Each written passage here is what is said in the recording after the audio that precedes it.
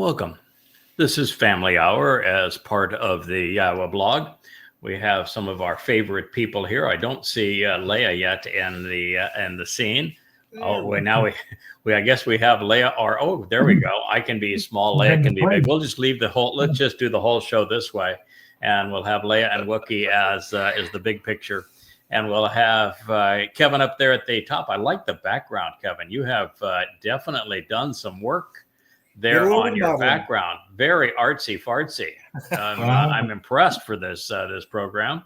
And Kirk, it's always great to see you. I appreciate you being here.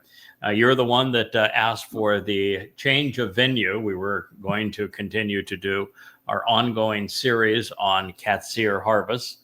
But you said, no, I think it's too important for us to pursue this new direction. And then we have Leah and Wookie over there to camera right. My left, there's the Wookie. Wookie is the star over there. I did a teaser just a matter of, I guess 30 minutes ago, on what this show was going to entail. And it is a most remarkable occurrence. I would say that, the most important discovery in human history is the one that I was able to deduce a matter of several years ago, and that we have gradually fine-tuned and are now presenting quite boldly, that though David is the Messiah, he is the Son of God. He is the former and returning King. And he is the one who told us exactly what day, 600 years in advance, that he would arrive to fulfill Pesach, Matzah, and Bokodim, and 1,000 years in advance of being crucified by the Romans in his fulfillment of Passover. He described his death by crucifixion 700 years before crucifixion even existed as a form of punishment. And throughout his Psalms, David explains the reasons why he made this decision, why Yahweh accepted it. And it was his Bashar body that served as the Passover lamb, and his Nefesh soul that carried our guilt into Sheol to deposit it there, never to be seen again, to perfect us so we could all be part of God's family. This means that there was no Jesus, that Paul created the myth as a counterfeit through identity theft in 52 CE, as he wrote his first letter to the Galatians, one that Yahweh actually predicted he would write exactly 666 years in advance through the prophet Shabbat, calling him out by name and calling him the plague of death.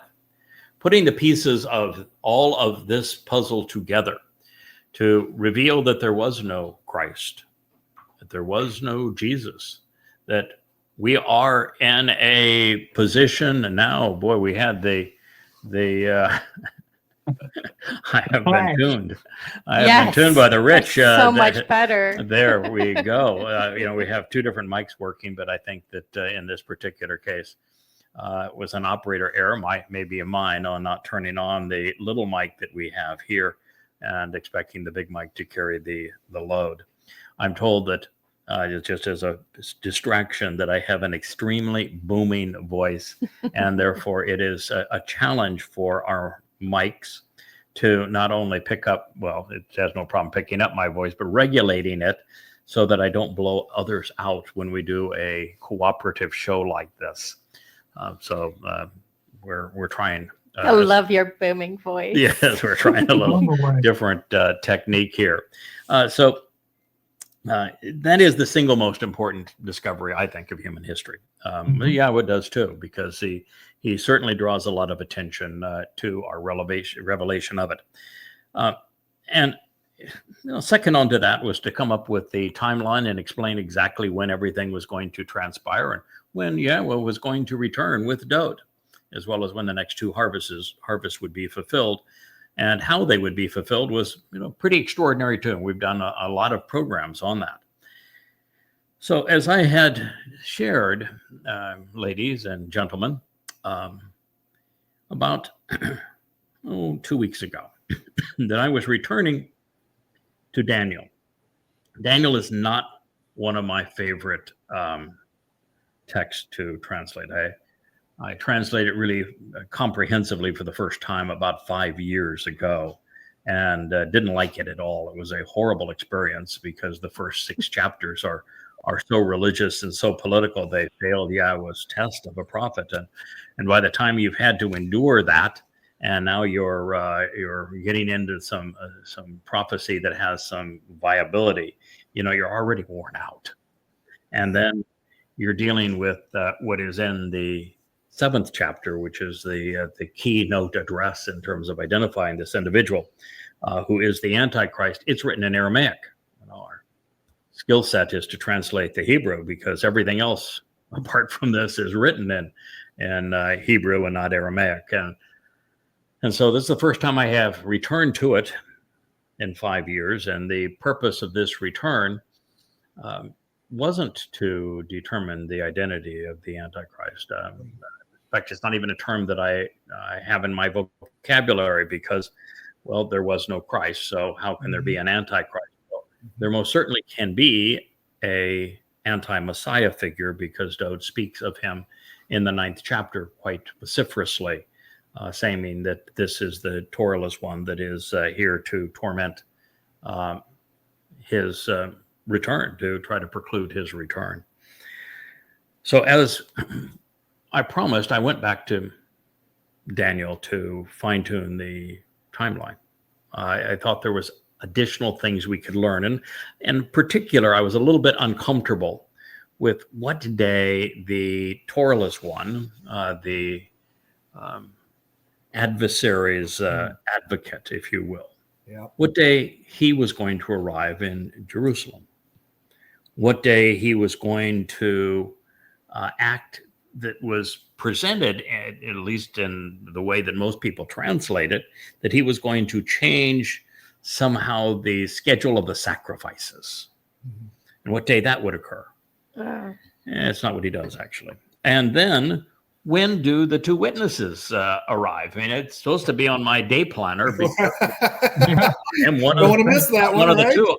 I'm quite certain that at this point, I was going to keep the appointment, and that it's not one of those things I need to fret over.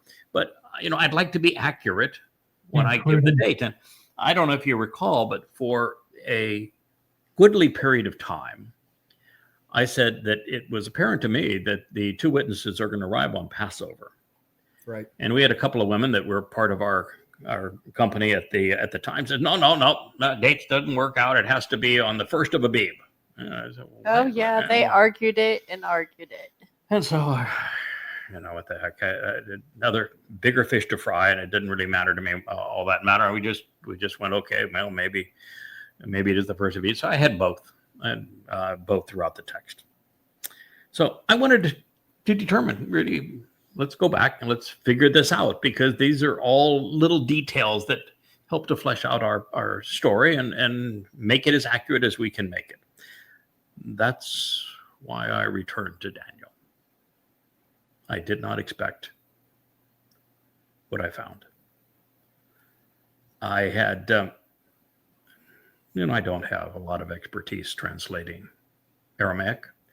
Many of the words are similar to Hebrew. They have slightly different grammatical forms and the different wording in a matter of things, but some consonantal shifts. It was, and the other issue is that Daniel is such a religious text that things are hugely altered to make it seem like it fits the rest of the picture. Like, you're familiar, I'm sure, with the Ancient of Days, fellas. Have you recall that term? Yeah. Sure. And we're told the Ancient of Days is a pseudonym for God. Yeah. Right. But what it really means is a significant accumulation of days, long days. That made you old. It means he's old. Right. That's what it means. It just means he's old. Yeah, lots of days, many days. He's old. And first, so you don't. You just go back through it and you say, wait a minute, these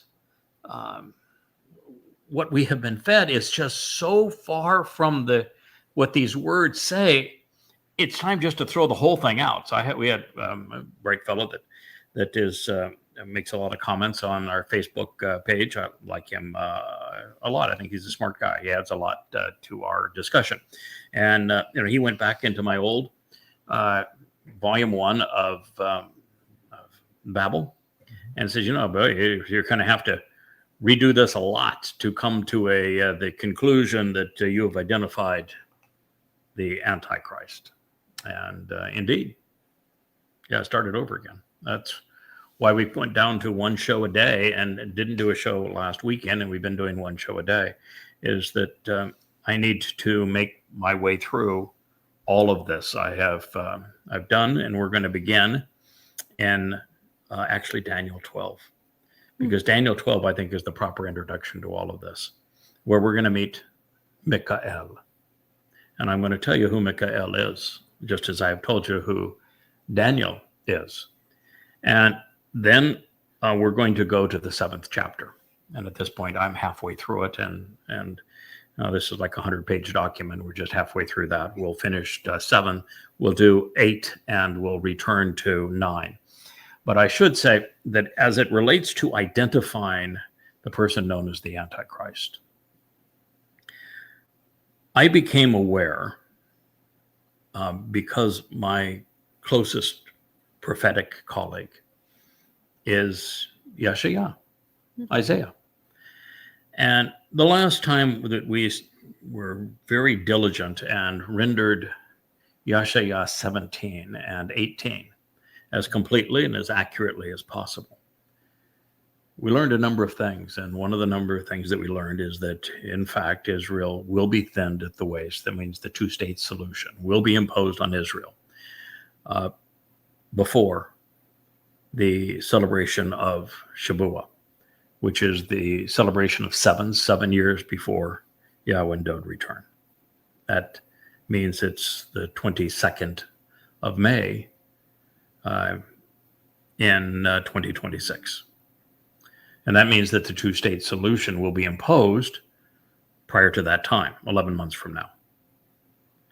Now, that also means that since Isaiah 18 describes the United States, giving some 70 attributes of the United States to say it is America, and really an arrogant American, a busybody American that's in everybody's business, that is the one who betrays Israel and perpetrates this two-state solution.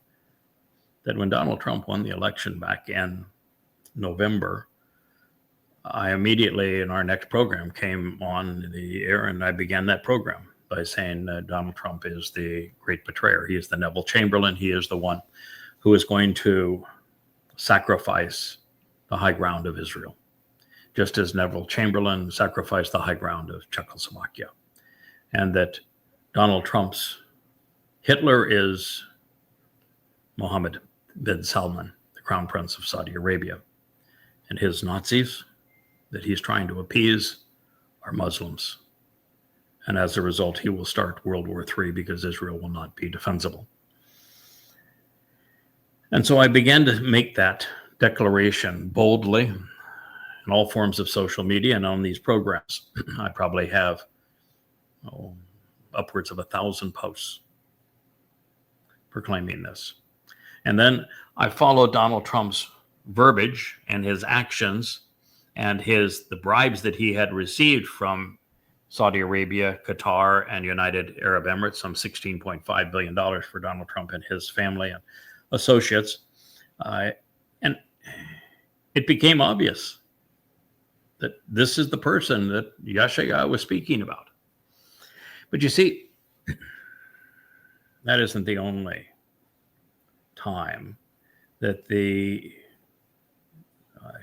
treaty that severs Israel, that causes Israel to become indefensible, that awards a fake Palestinian state to the very terrorists who perpetrated Alaska flood. It's not the only time it's mentioned.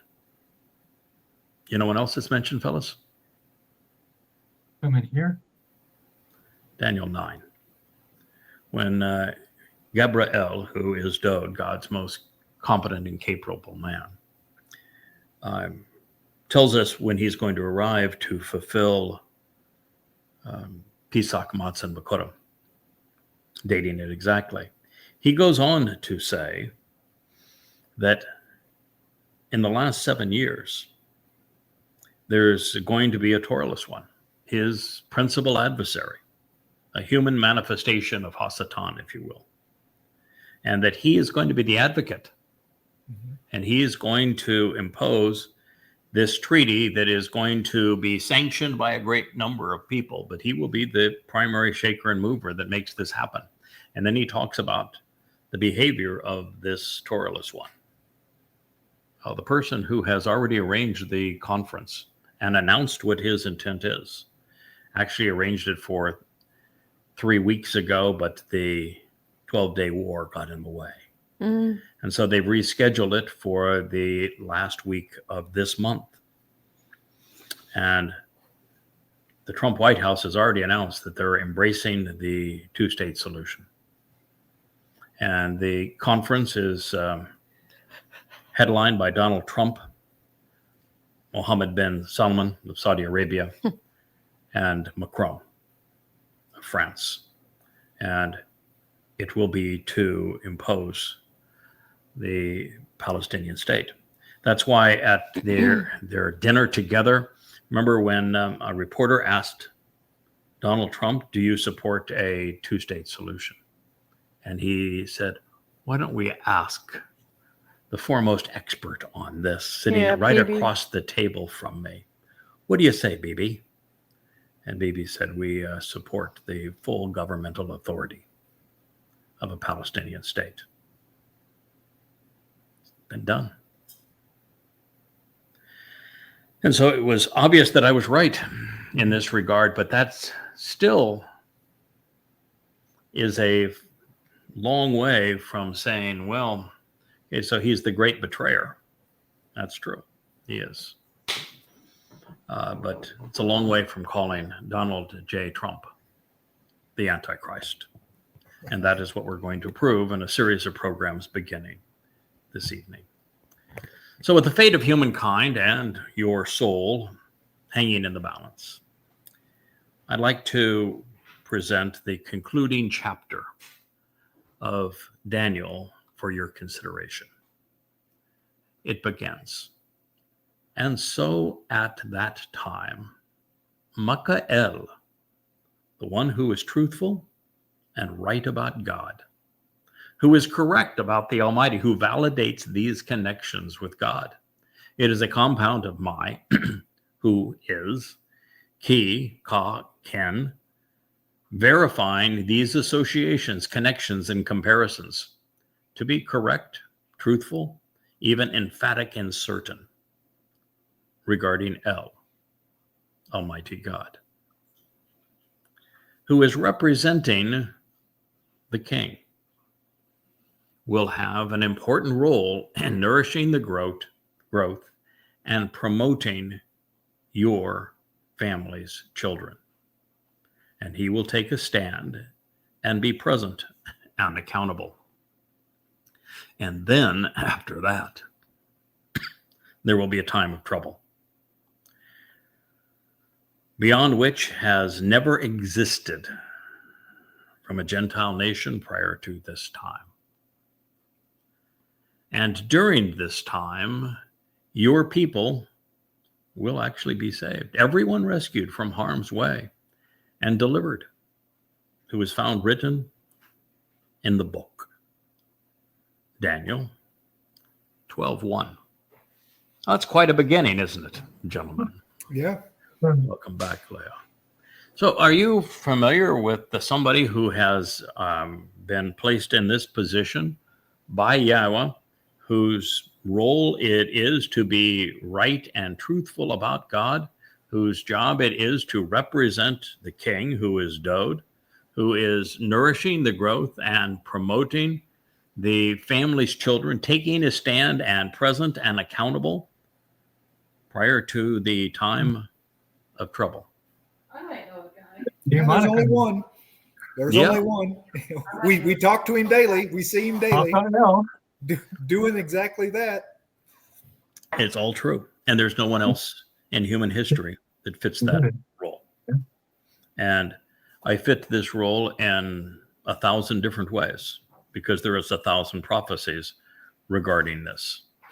And now he has a name. His name, in addition to Yada, the Bashar, herald, the coal voice, the pay mouth, the choder, which is the secondary stem, the sucker off the fallen rootstock, the Adamah Parah, this man who is productive as a bull.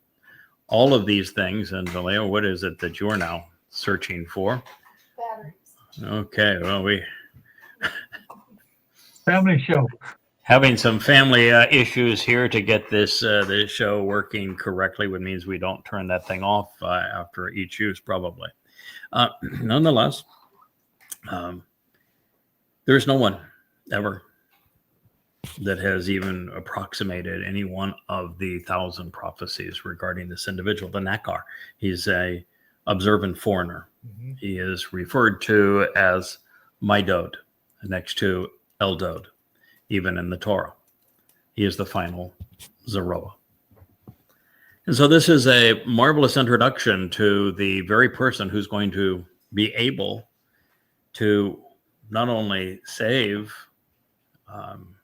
those who are written in the book, those who are covenant and family of God, and he is performing this role not only for the covenant family, but for the remnant of Yisrael. But it is interesting with Yahweh that as a being who is infinite in time, Yahweh had the ability to take his prophets forward in time and even some back in time and to show them what occurred or will occur, and then have them go back to their time to write it down so that we would have a written record of those prophecies, which are really future history or ancient history in the case of some of the testimony. And so God can take a soul forward or back in time. Yes, because in God's purview, there is no time. Well, there is time. It's just the fullness of time. Right. On a photon of light, it's not that it's timeless, it's time full. Yes. So all time exists simultaneously for someone who lives in the fullness of the fourth dimension, and Yahweh is a seven-dimensional being. Therefore, in my case, he's taken me back twice that I know of. Once is to be there in the tent of the restoring witness with my king, Dod, as my Dod with Eldod in the Torah during the time of the meltdown of the children of Israel, where Moshe gave up. And Yahweh had to show Moshe that, no, I have this under wraps here. I got a couple guys. Yeah, I got a couple of guys. I know a couple of guys. I got a couple guys. Guys. Here. Yeah, I got a couple of guys. And then it's happening here. Yeah. Because you say, well, Michael is named, and he is not an angel, he is a man. And Gabriel has been named throughout to Daniel, who is God's most capable and competent man. He's Dod. There is a third who will join us. Mm-hmm. And the cast of characters in the last days. My favorite guy. Yeah. Elia. Elia. Yada, He is going to have so much fun. He is. Yeah. Yeah. Michael and who is Yada? Elia means Yah is God. And of course, Dod.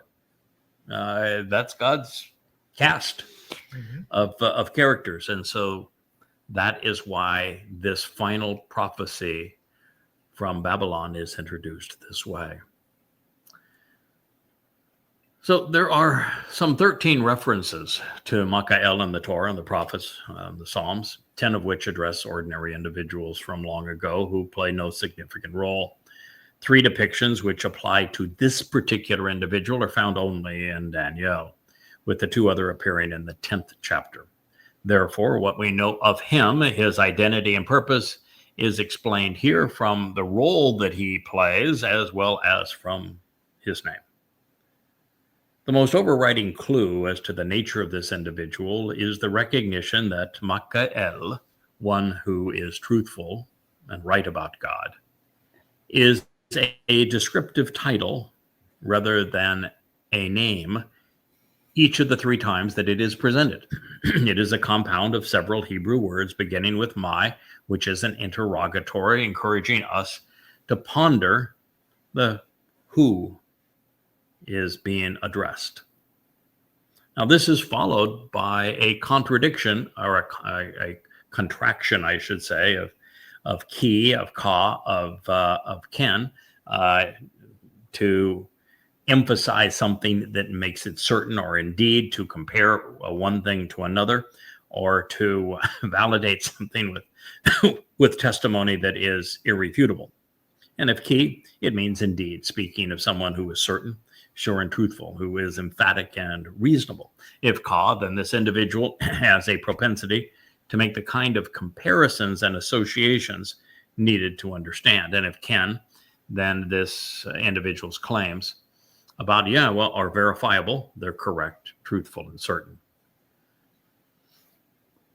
As for Makael, it concludes with El, which is Yahowah's title, meaning Almighty God. Therefore, Makael asks those seeking to understand, to inquire about who is indeed confident and truthful, emphatic and reasonable about God, constantly and definitely making the kind of comparisons and associations needed to verify that what he says is correct.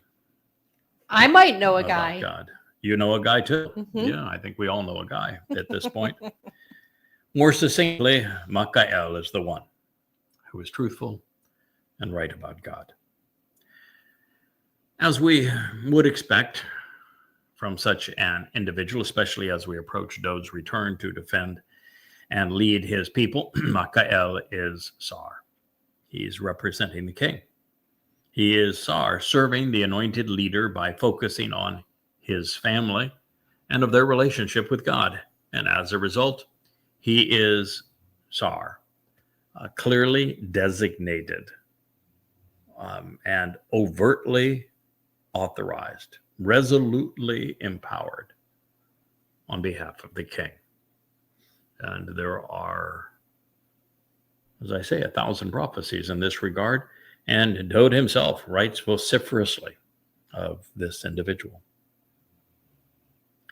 So few things are really more important than recognizing that Dod is the Son of God, our shepherd and the Lamb, the Messiah and the returning king.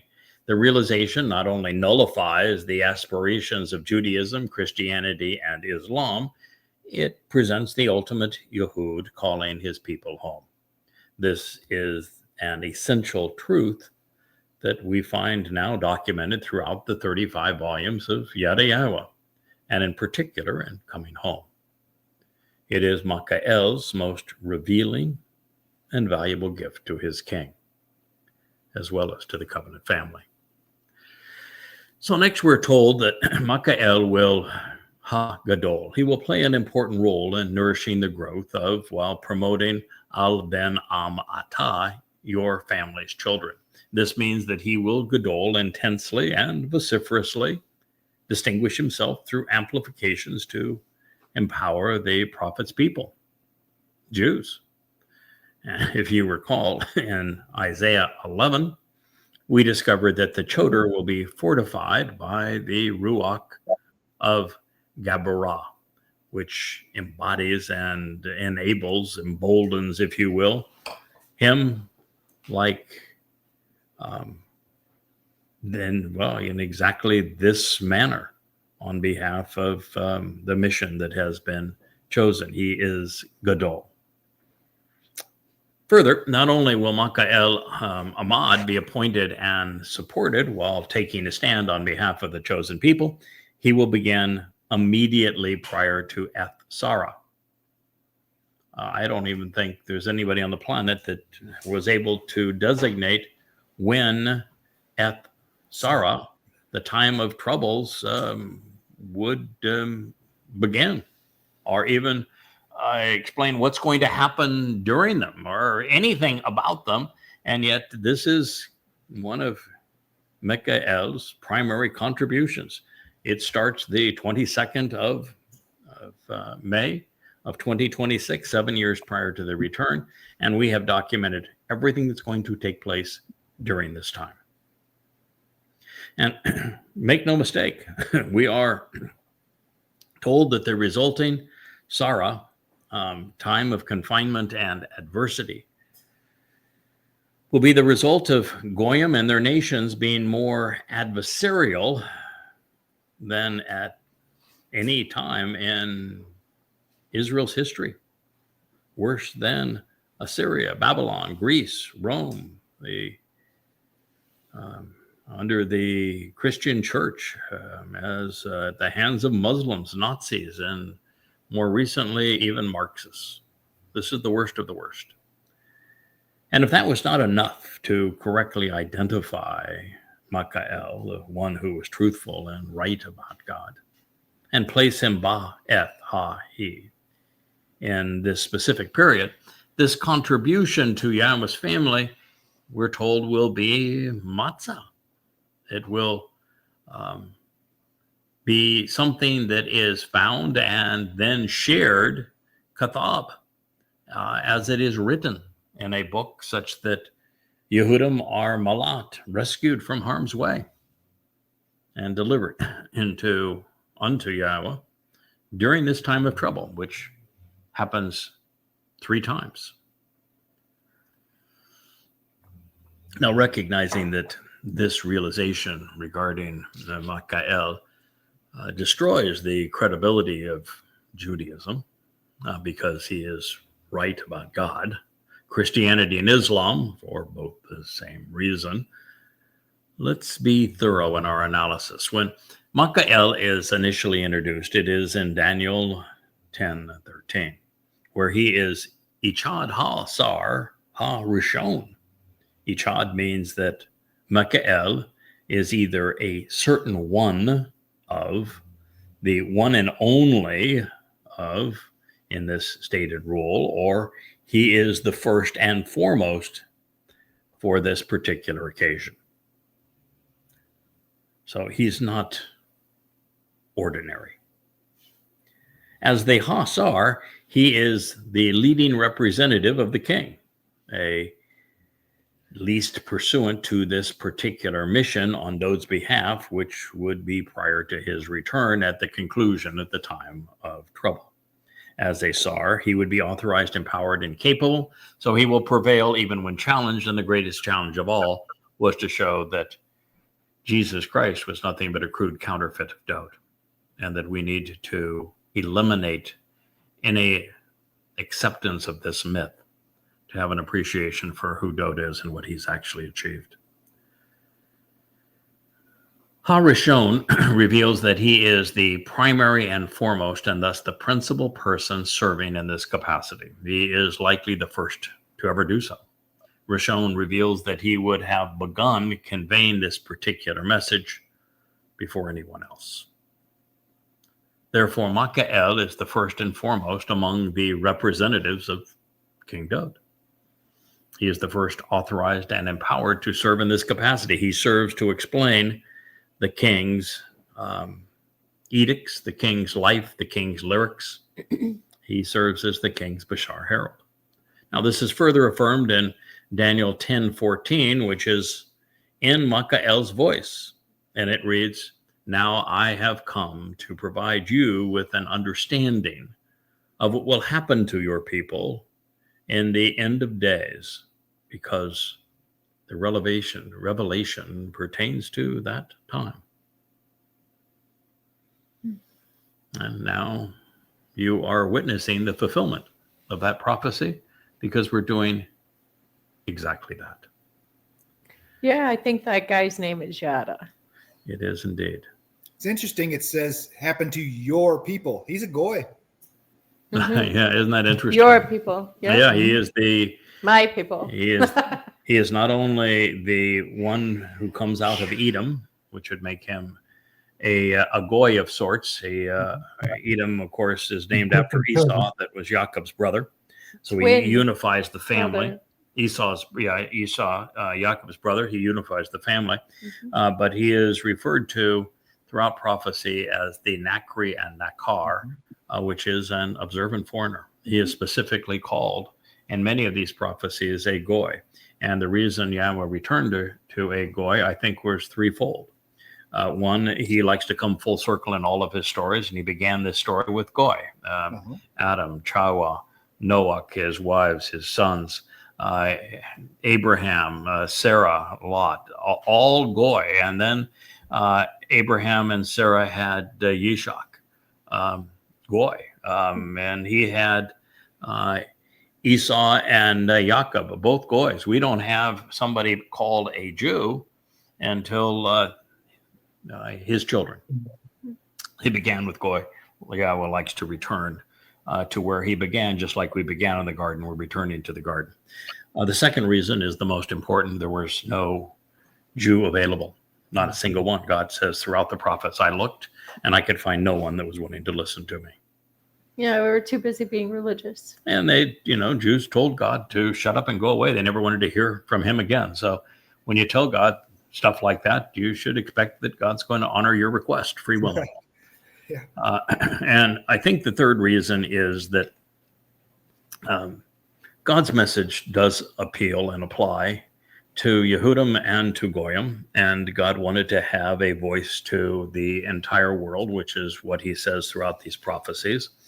And when God goes about choosing people to fill roles that are particularly important, and this one is because he's responsible for the Shabbat harvest, the Towrah harvest, the sacrifice of the Adam of Parah, and of reintroducing Yahweh's name and God's son, Dod, back to his people and to the world.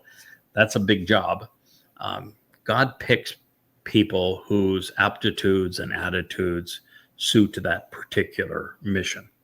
So there was something about my personality that appealed to God in trying to accomplish this. Question. How inclusive, because Yahweh's message is inclusive. Mm-hmm. How inclusive is Judaism? Do you know? How inclusive is Judaism? Yeah. No, it's not. It's exactly the opposite. Even if you wanted to, the rabbis are instructed to run you off. Yes. Yeah, they don't want people converting to No. Judaism. They particularly don't want goy converting to Judaism. There's a very long and tortured process. Torturous. But no, they don't want so. They're very insular, and God's not. God is very open. It's the same Torah that's available to all of us, same covenant that's available to all of us. And so God specifically says when he introduces the observant foreigner that your job is to speak to the entire world and simultaneously with Yisrael, which is what we have attempted to do. So anyway, this is, as it would transpire as we're continuing to analyze this, while Dod is Gabriel, God's most courageous and competent man. Gabriel is not an angel. He is the man. He is Dod. And that Dod emerged from the past to convey these prophecies. Michael, well, he would come from the future. Different directions would meet in the same place. So with time, God has this ability to maneuver time as if it were malleable. Now, the second of these three references to Michael, who is responsible for explaining Dod's, Dod provides most of the prophecy. It's Michael who is here to explain it to Daniel. And even the vision that Daniel sees, it's Michael's job to explain that vision to him. And it is found in the 21st and concluding statement of the 10th chapter. So there we learned that his role was Nagad, to conspicuously report to us by ha-rashum, having been inscribed, ba kathab, in writing in a book, emeth, which is trustworthy, enduring, and reliable. And it also reveals that he was and will be lo echad shazak. He is uniquely contentious. He's very intense, even overpowering, in pursuit of the restoration of God's people.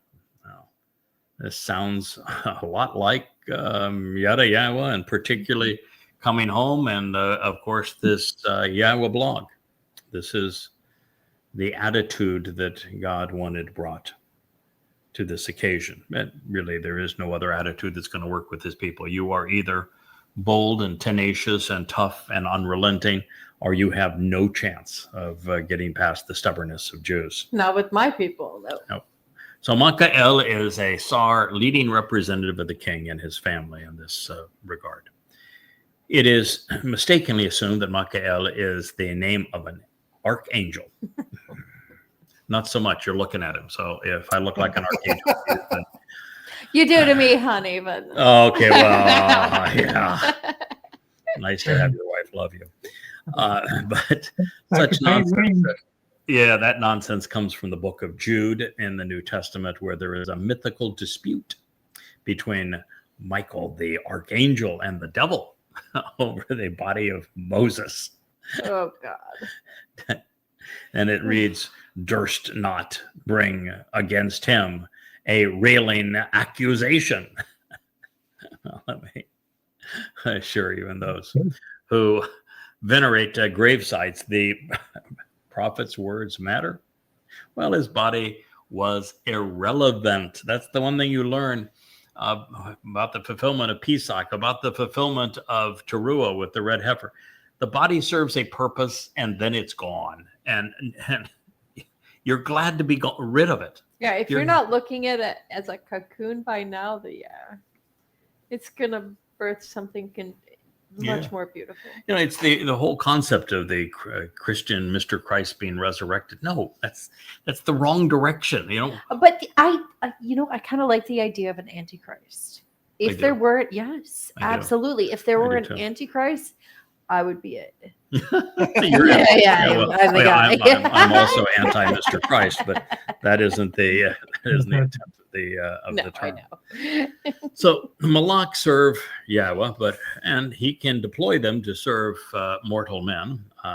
And you read in the 91st Psalm exactly how Yahowah uses them in this regard. But they are seldom deployed to Tsar, represent kings. Moreover, there is no record of anyone named Michael writing anything which would Gadol have promoted the growth of Yahowah's family.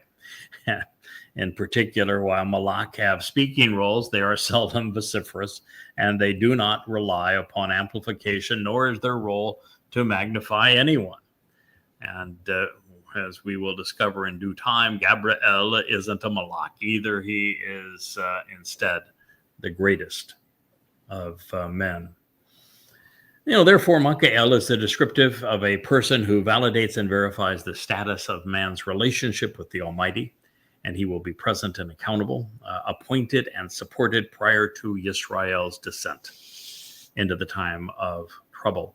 In fact, he will be on the job for that, at that point, 2.5 decades, 25 years of every waking hour, 6 to 7 days a week. Well over 100,000 hours prior to this time. The result is the books that you see behind me. Now, since there is no one using translations of the Torah and prophets and their insights derived from them to compose anything comparable to the 35 volumes of Yada Yahowah, which means to know Yahowah, especially now just 10, 11 months removed from the time of trouble, well, you are witnessing the fulfillment of this prophecy. And since I'm the first to deduce that Dod is the Messiah, the Son of God, and the returning King, who fulfilled Pesach, Matzah, and Bikurim, and will arrive on Kippurim after I fulfill Shabbat and Towrah, there is no possibility of anyone else serving in the role of Michael. And therefore, Yahowah has positioned Yada to herald Dod's return as our king. And now also pertinent, Michael's role is to explain Daniel's vision so that the world understands it before it's too late. And with this introduction, I should have naturally assumed, well, in this process, we are going to be able to deduce not only the timeline, which is why we came here, but who the players are. Mm-hmm. And the most famous of the players that is deduced here is that guy that is known as the Antichrist. Well, that's not the way the term is written here. He's presented as a Torahless one. Now, as bad as Rome and Roman Catholicism have been, what is about to unfold will be far worse. In the annals of human history, considering the blight of nations, even the bitterness of the Goy, nothing has ever existed which can be compared to the Tzara, the period of anguish, adversity, and of the adversary. All we have read has built up to this point. And that's a lot, considering the 25,000 pages that surround me. All free, by the way, at YAHOWAH.com. The confounding confusion of Babylon and the Bible was horrific, as it metastasized through Persia, Greece, Rome, and Christianity. But it will become more vicious still and deadly, because the worst is yet to come. Now, fortunately, it is during the time of trouble that God's people are going to be saved. And those who are rescued will find their names scribed in a book of life. Shabbat and Towrah serve as the bookends for the time of trouble, the beginning and the end. And so the text reads, and many important and infamous individuals of those who are asleep in the dust of the earth will be awakened. Some of these to restoration of life everlasting, and others to eternal scorn and shame, insults and reproach, accusations and censure, for having been abhorrent and appalling. Daniel 12:2. What do you make of that, Captain Kirk? I'll tell you, it's odd. I didn't realize that everyone would be asleep, but I guess they are. And it's curious how I think it's going to be a very small amount. So yep. I think you're on the right track there. The fact is that it only speaks of those who are asleep in the dust of the earth who will be awakened. It doesn't say that everyone who has lived is going to be awakened, does it? Oh, no, it just says actually many. It's Rob, numerous. Now, there have been 100 billion humans that have come and gone this way. It doesn't say there's 100 billion people. No, it just uses Rob, numerous, an undisclosed but significant quantity. So that's the first clue. And what does that mean? That means that the deduction that I made very early on, which is, I think, one of the most profoundly important that I ever made, which is that there are three destinations for human souls. Yep. And that the vast preponderance of people don't have a reward. They don't have a penalty either. Their souls simply cease to exist. It is dust to dust. No reward, no penalty, no eternal life in heaven or Sheol.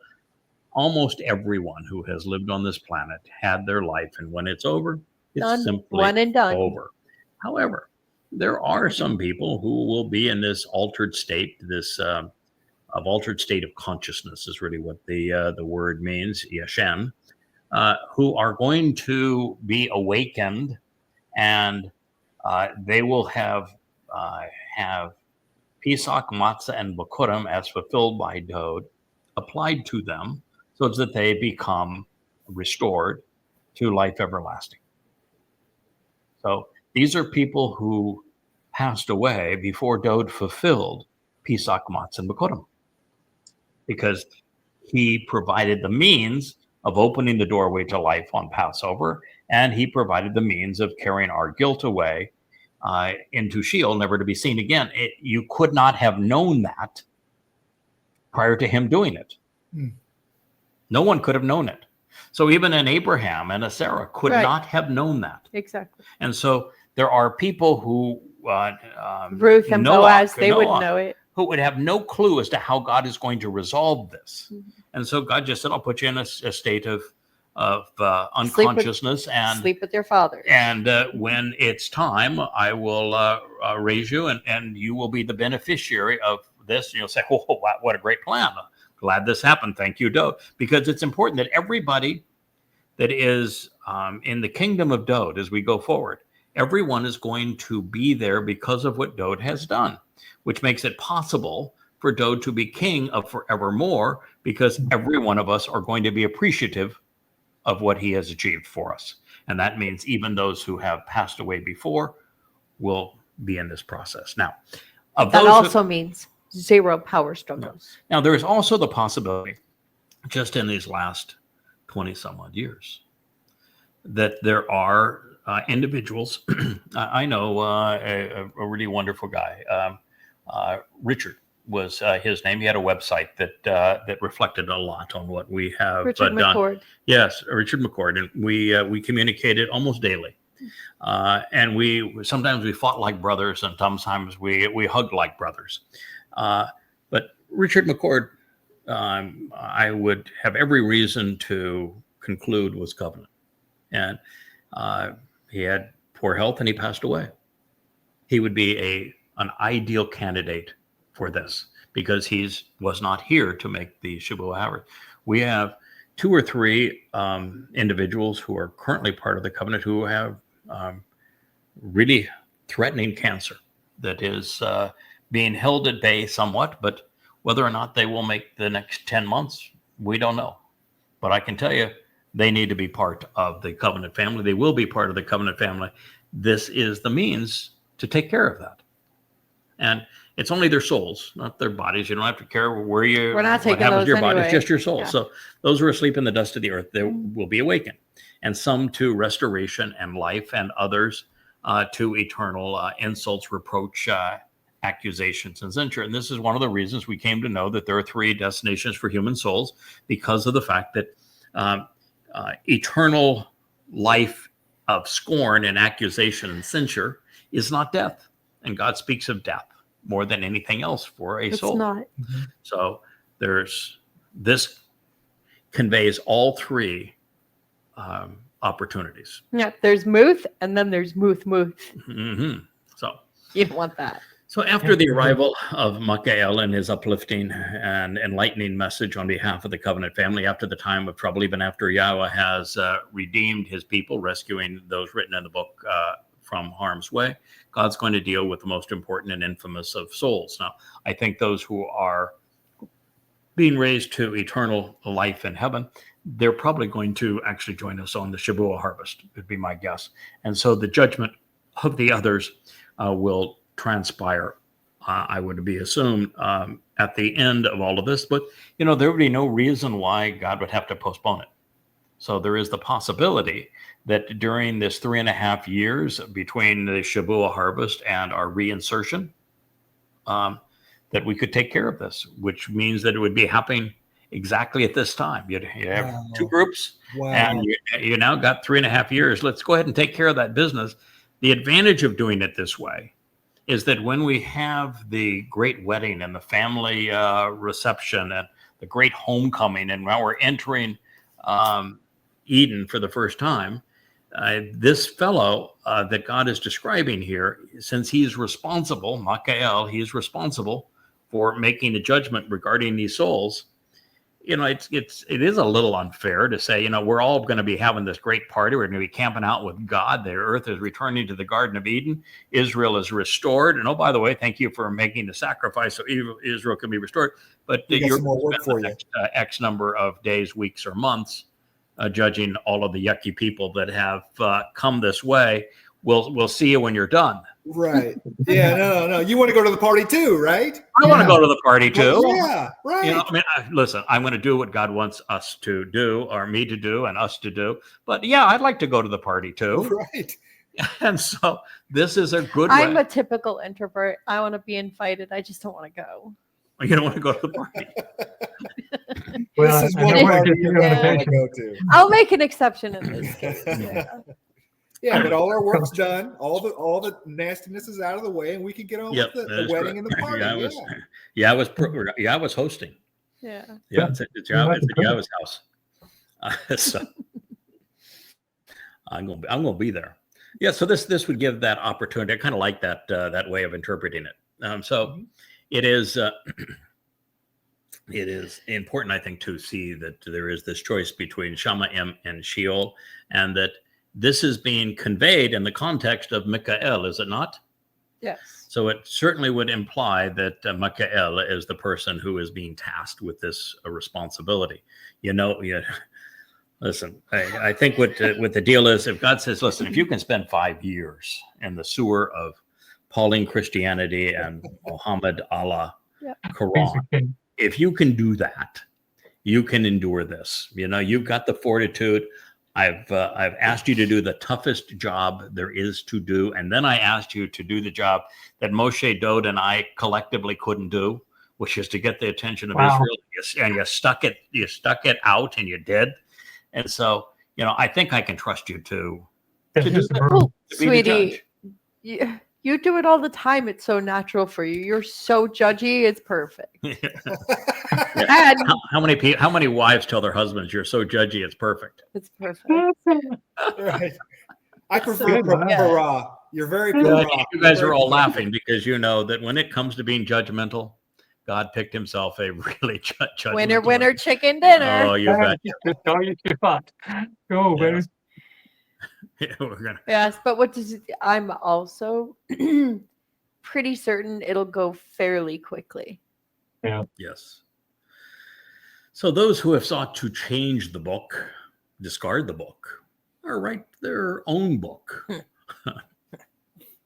will be awakened to Sherpa wa Deraon, contempt and censure, having been so abhorrent in the goading of others that they're not going to be very happy with the outcome.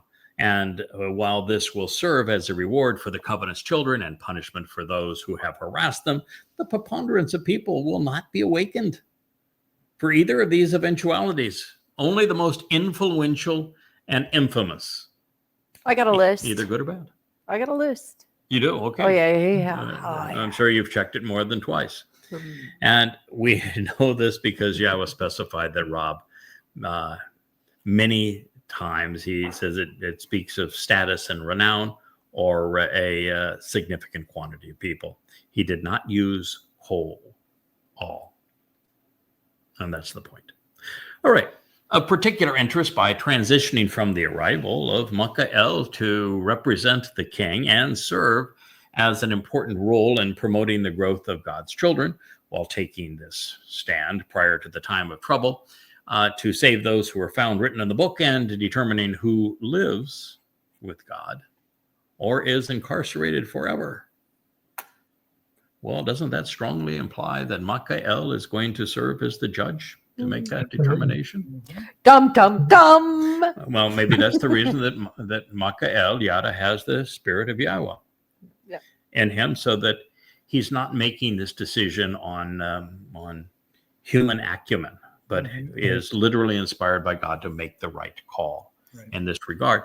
But I would say, since God does give humans that work with him a great deal of latitude, because he does want to have their personality be conveyed in that message. That is just how he likes to work. It probably wouldn't be the best idea to yank the chain of the person who gets to make these determinations. Just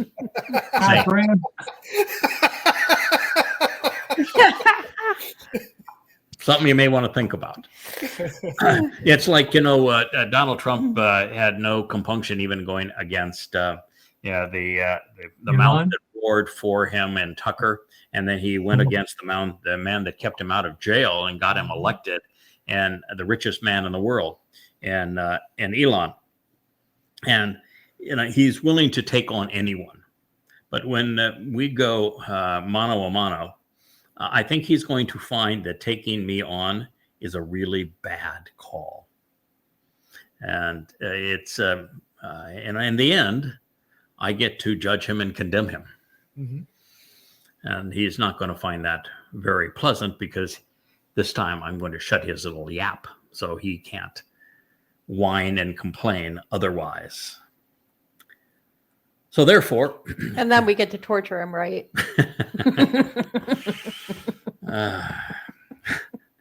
Leah recognizes that there is prophecy in Yeshaya that was at one time very, very uncomfortable for me to process. And I ran away from it every chance I got. And finally I said, I just can't run away from this anymore.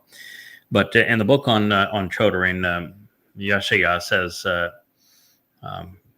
Yahweh is all about recompense.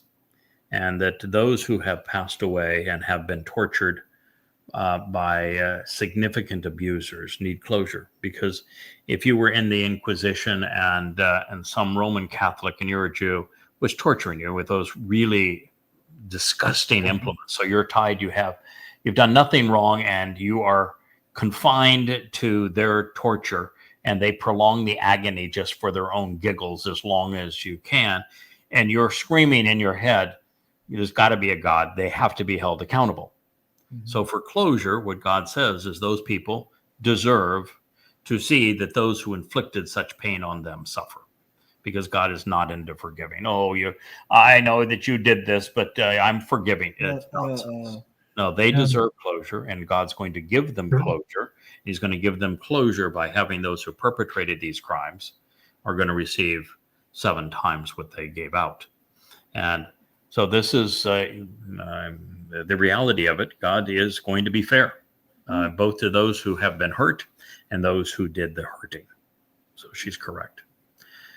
So considering the name itself, Mikael, one who is truthful and right about God, his arrival prior to the time of troubles, his duties pursuant to the king, his work promoting productivity in others, and the role in determining who is saved and condemned.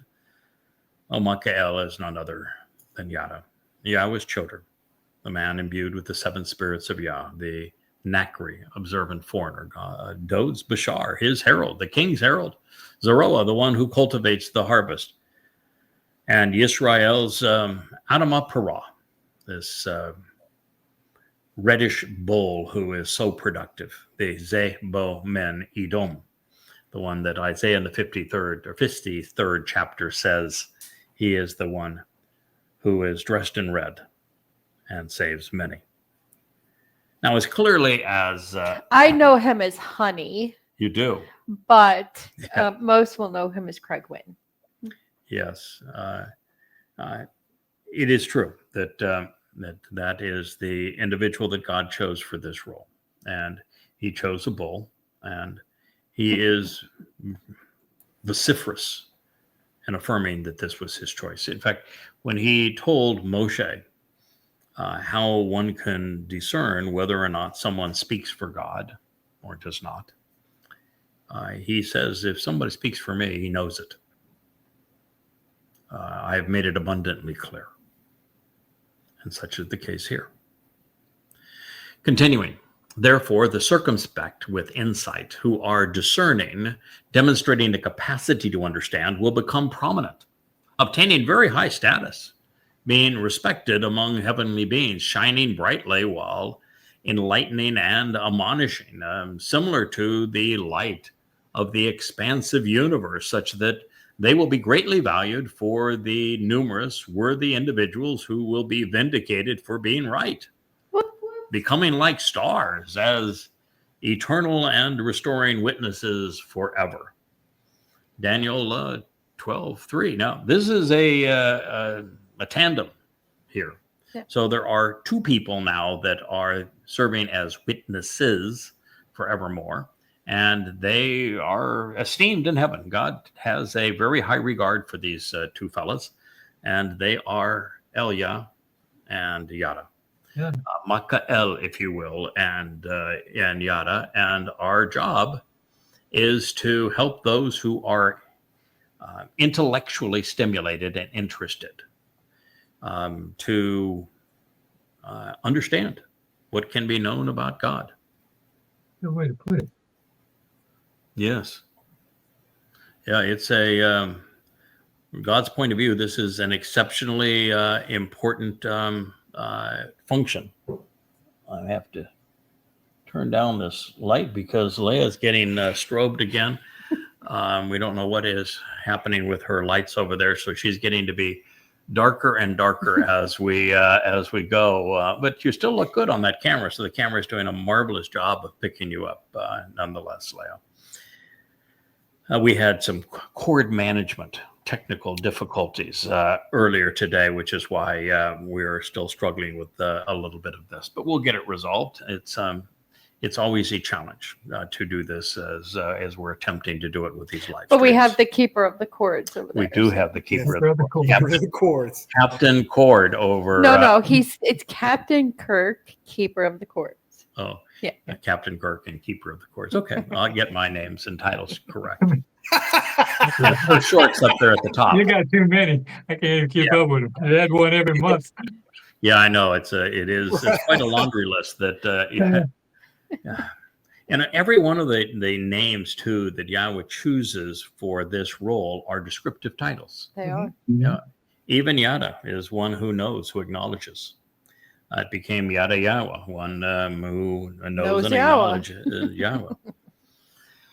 So if we go back in time, because Yahweh has put this story together even before the earth existed.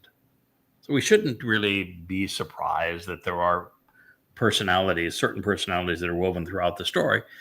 In his narrative regarding the fourth day of creation, symbolic of the era when Dod fulfilled the spring Moedim in year 4000 Yah, God revealed that there would be two luminaries who would be visible. The greater luminary representing the sun. Well, that's Dod. And Yahweh affirms it because in the 89th Mizmor, he says that Dod is returning as brilliant as the sun. So that's Gabriel. And he did fulfill the first three Mizmor, Pesach, Matzah, and Bakodim. The lesser luminary represents the moon, and he's Yada.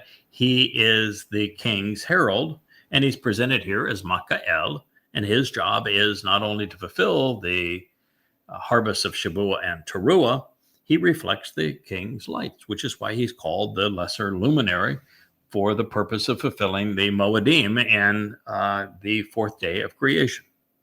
And it's why in that same Mizmor where Yahweh sings his praises to his beloved son and says that Dod's going to come back as brilliant as the sun is in his presence, he says so that the moon will be remembered forevermore.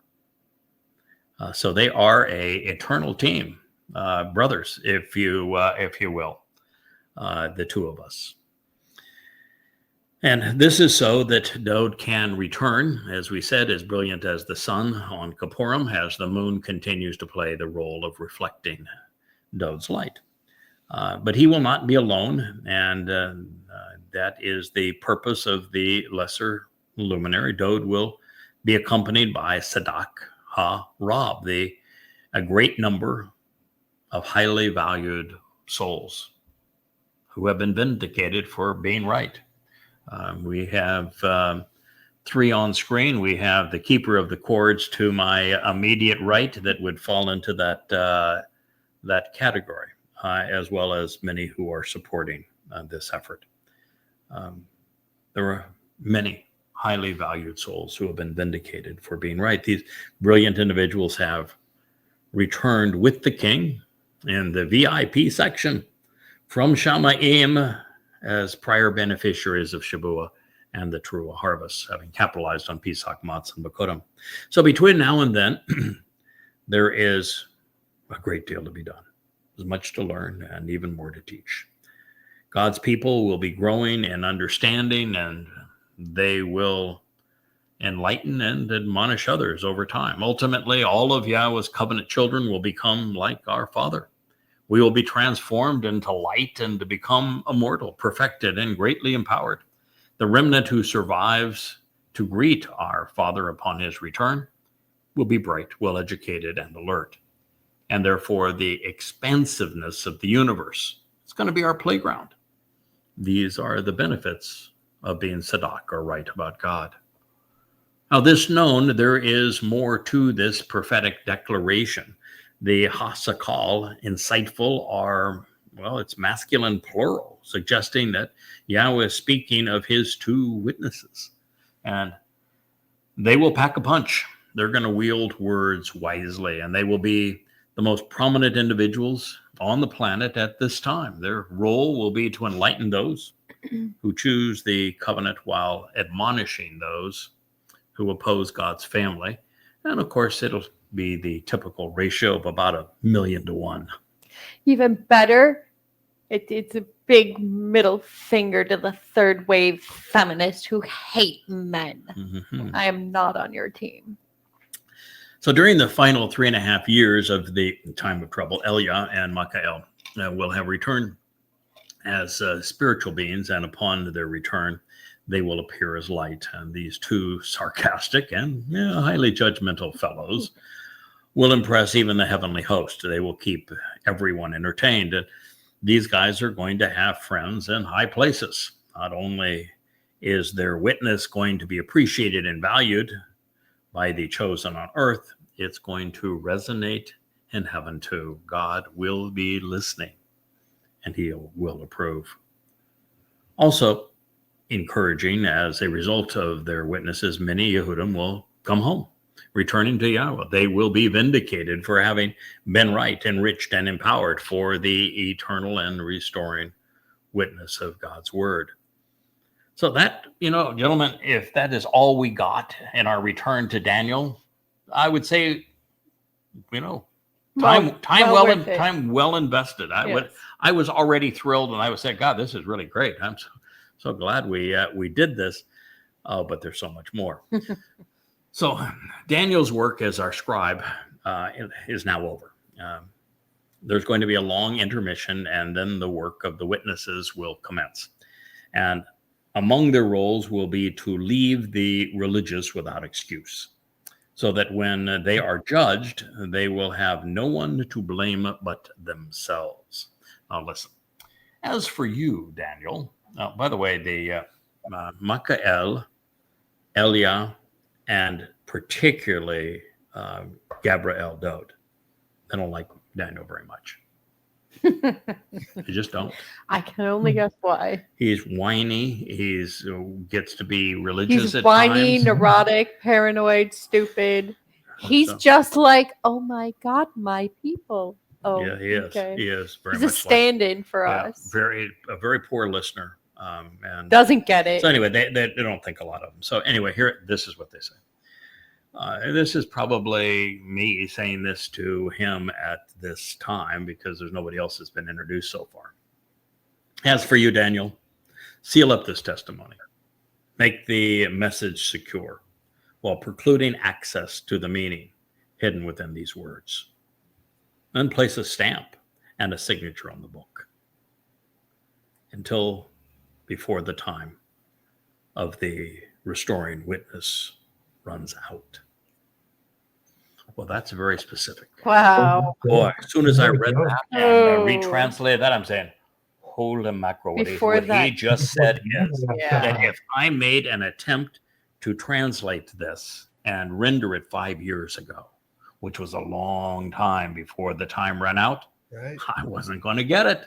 Right. Even though God had empowered me with the 7 spirits and I was devoted to the cause, and I had spent at that point 19, 18 years at this. It's got a time lock. I did not have the wherewithal to understand it, because the breadth of knowledge that you must have on the whole picture and how it comes together and who does what with whom and where and when just doesn't give you the ability to do it. And so what he's saying is these words are not going to be understood until right up to the point that the time of this restoring witness runs out, and they run out in 10 months.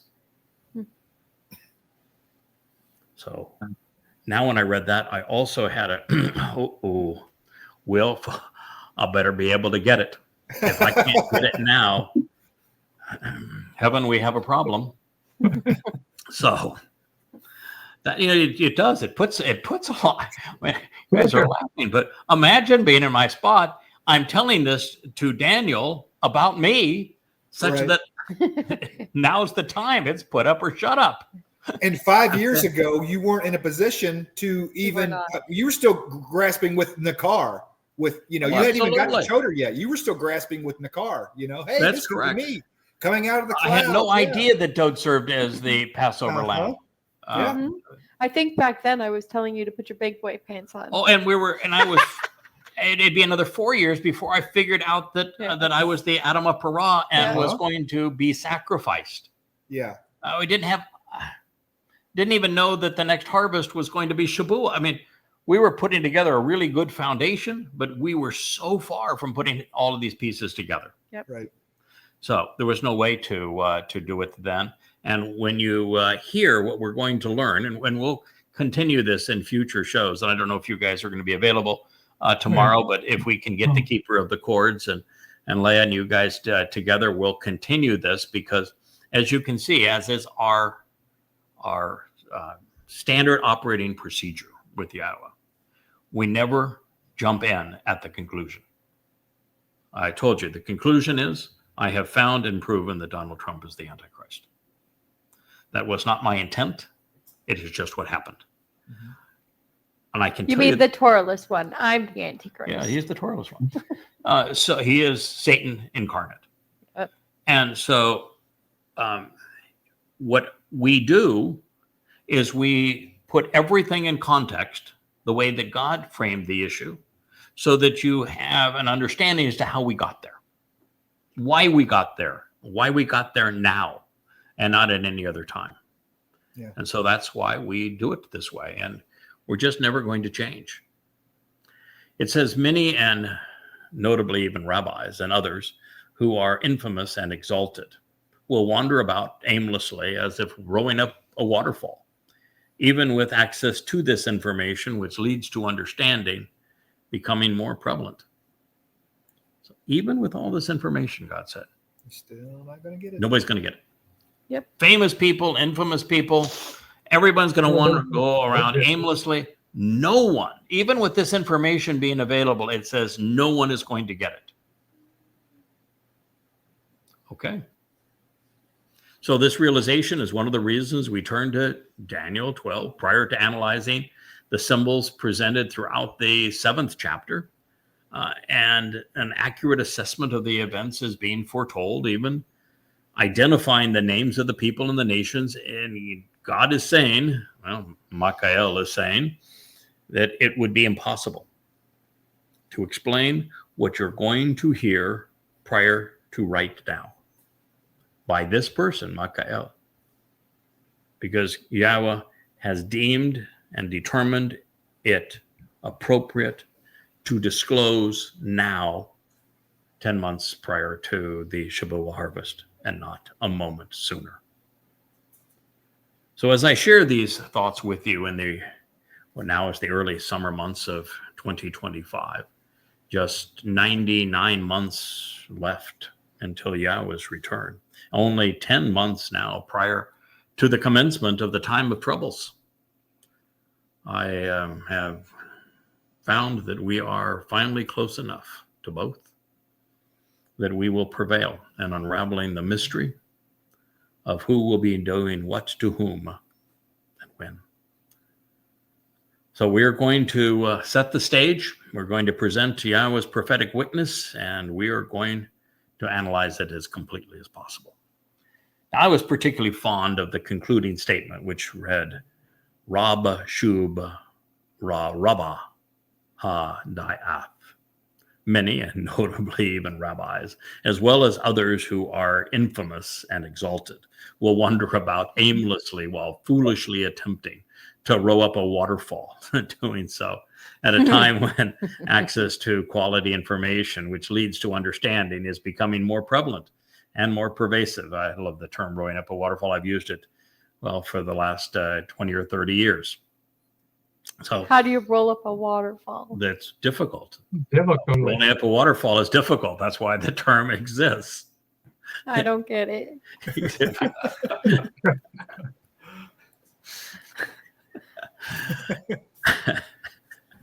It can't be done, kiddo. Exactly. That's right. Why I don't get it. That's why their success at analyzing these words and making sense of the message is as productive and possible as it is for somebody to row up a waterfall.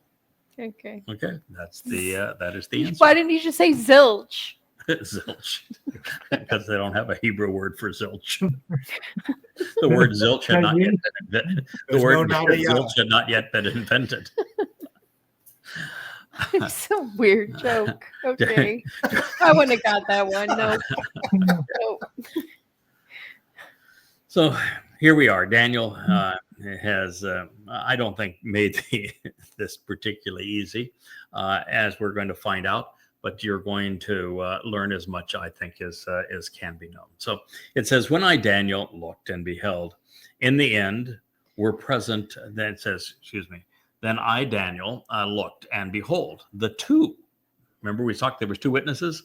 The two in the end were present and appointed and accounted for, supported while taking a stand. One individual was now presented here as the means to channel speech and convey this message. And the other person was simultaneously present close by as a conduit for words with verbally expressive lips flowing with language. This is Daniel 12:5. Okay, so he's already introduced one of these two fellas. Is Michael. For better or worse, but folks, that's me. Michael.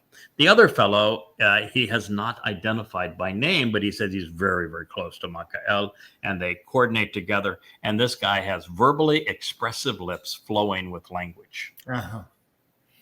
Hell yeah. Fortunately, yes, we know from the last chapter of the last prophet, Michael, that this man's name is Eliah, that God took expressly because his lips are flowing with language. Funny. He is a master roaster. And just imagine the fun we're going to have with the dumpster. Oh, well, yes, it will be, it'll be interesting. Anyway, Can we call him Lips? Yeah. So this is speaking of the two of them. All right. So when viewed in the context of what we have just read from the perspective provided by Zechariah and Malachi, there are two witnesses. The witnesses are Eliah and Yada, who is the one described here as Michael, but otherwise known as the king's Bashar herald. And in the context of the next statement, these individuals will be joined by the Messiah, by Gabriel, Dod. Collectively, they are communicating Yahweh's message to all who will listen.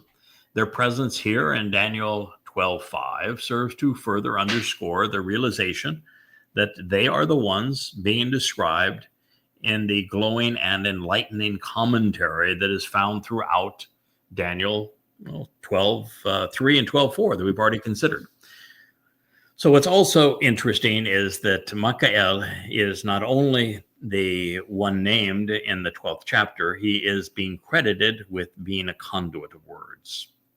The same is true with the other individual, such that both serve as conduits of enlightenment, which is how the witnesses are presented in Zechariah. They are conduits for the oil that creates the illumination in the menorah, this lamp over my shoulder. That is who they are. That's how they are described. And it's being reinforced here.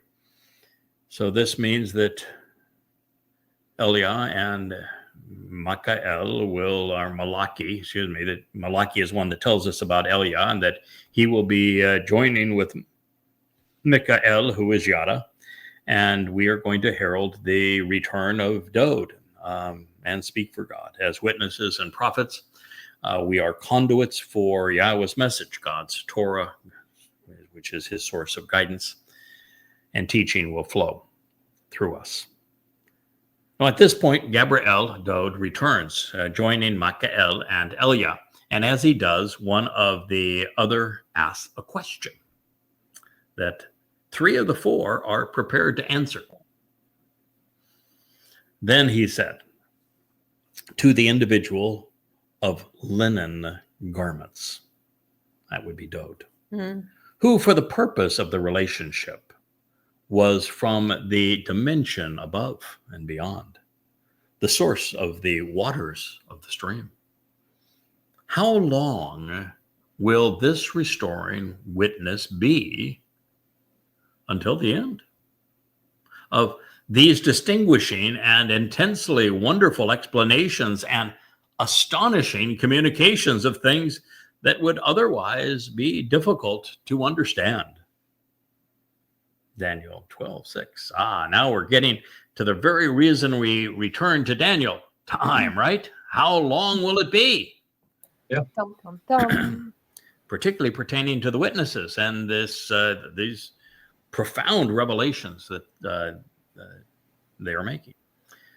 Well, so it should be obvious as to who asked this question, because those present at the time are Daniel, not the sharpest guy around; Gabriel, who is a synonym for Dode, the sharpest of all time; Elia, who isn't named until Malachi, but is the man with the greatest gift of gab in the history of Yahweh's prophets; and Yada, who's a fairly profuse speaker as well, and has come to know a few things, which is why he's called Yada, now referred to as Michael.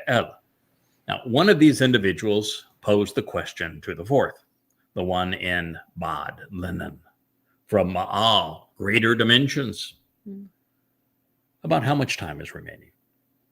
And since everyone but Daniel would have known the answer, this question is being asked for our benefit, and it will be answered.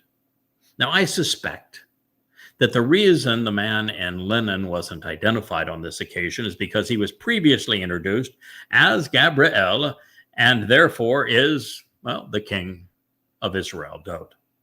He is the one dressed in linen because he's serving as the high priest to anoint the mercy seat of the Ark of the Covenant when he arrives on Kippurim, as is required in the Torah. Therefore, he will come from a higher dimension as king, and he will be above the witnesses in status, like way above. And since Dode will be serving as the high priest on the day of reconciliations, his pants, his sash, and his head wrap will be linen. This is the lesson we learned when translating Zechariah for the Moed Appointments volume of Yada Yahowah, and I have shared in that series with you. Now, Dode's appearances also explains why Michael was depicted as Sar, as representing the anointed king while serving his family. Dode is the king, and we are heralding his return. So this pronouncement indicates that the witnesses will be able to explain the events foretold here in Daniel and throughout the prophets. So whatever we may miss today will be resolved soon enough. But as for now, we know the identity of the restoring witnesses and that of our king. And the question is lingering is, how long from the point they engage can we expect the time of troubles to end? That's the question being posed. This question has nothing to do about the Torahless one. This question has nothing to do about anything that's going to transpire other than how long are these guys going to be here? Right. That's the question. How long are they going to be here? And the concluding time is the end of the time of troubles. Yes.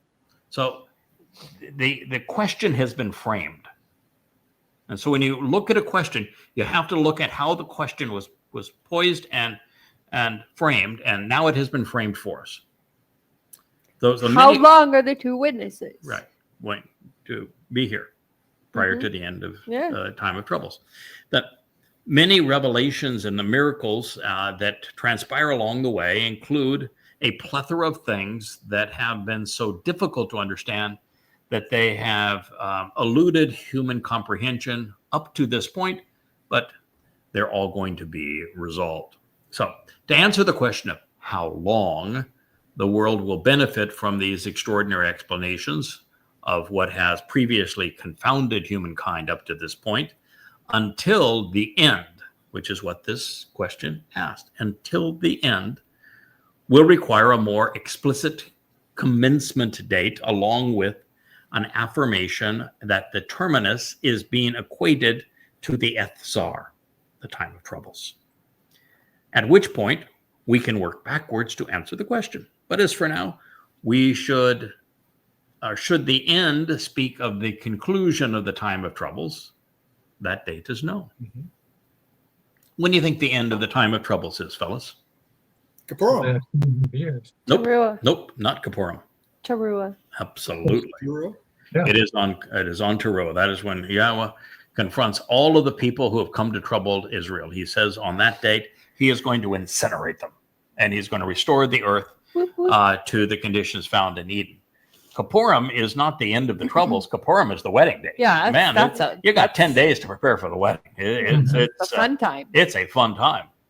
God's not coming back in a world that is filled with religious and political whores. He takes care of them at the sacrifice of the Adam of Parah. You take care of it. It is. Well, it's God's sin. He incinerates them. So that is the end of the time of troubles. Yep. And until you know that, you can't proceed with the prophecy. Now, there are not a lot of people that know that, because it's a very complicated process of putting together the sacrifice of the Adam of Parah. They thought it to be the red heifer, and the two-phase fulfillment of Teruah, and what God is achieving on Teruah on behalf of the homecoming on Kippurim 10 days later. But when you do, what you find is that the end of Yaakov's troubles is on the sunrise of Teruah.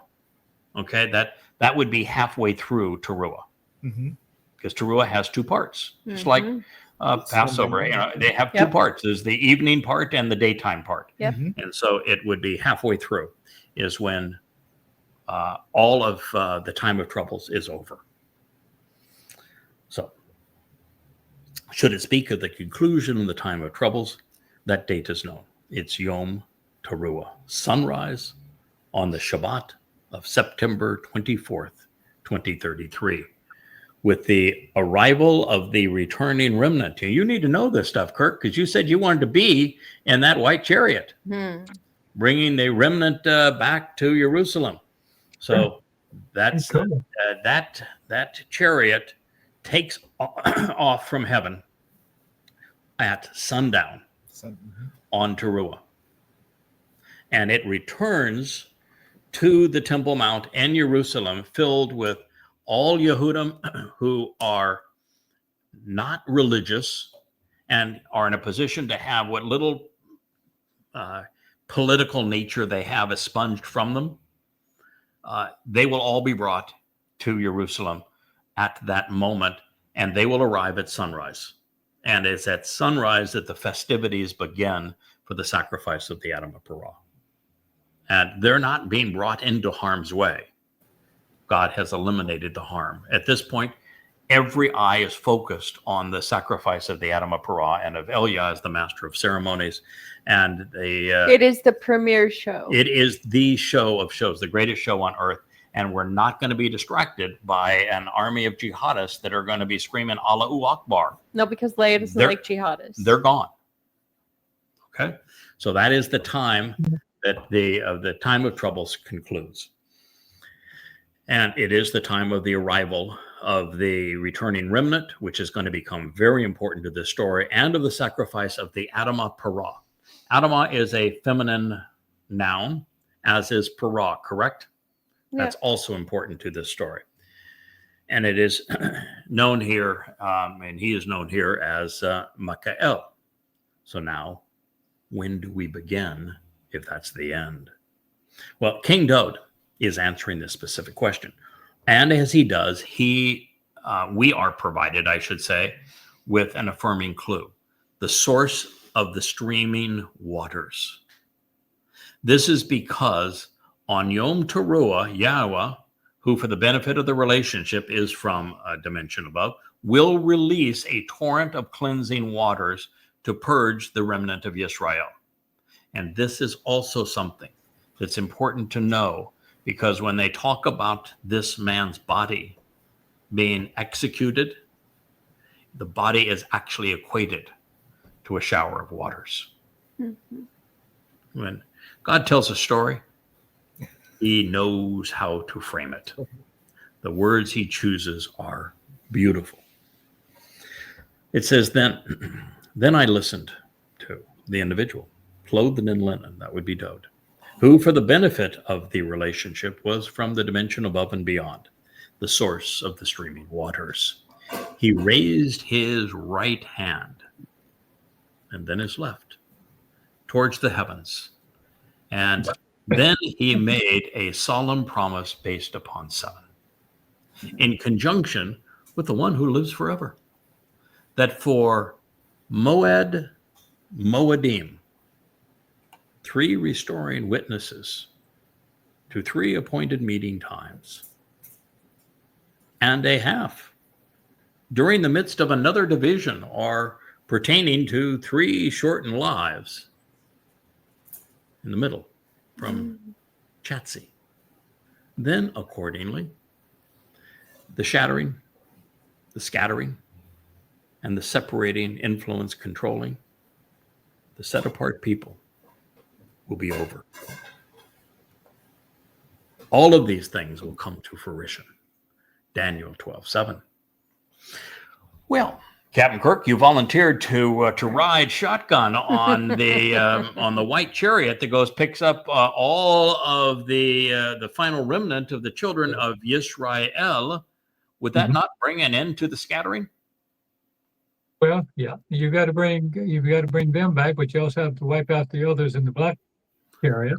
Don't worry about the others in the background. It says here at this point, it just says the scattering and the separating will end. The scattering and separating do not end until that white chariot arrives in Jerusalem on the morning sunrise on the Towrah. So now we know exactly when this is going to be, because it has never happened previously. It will happen on sunrise, by the way, to a full solar eclipse, which is going to be pretty cool. Yeah.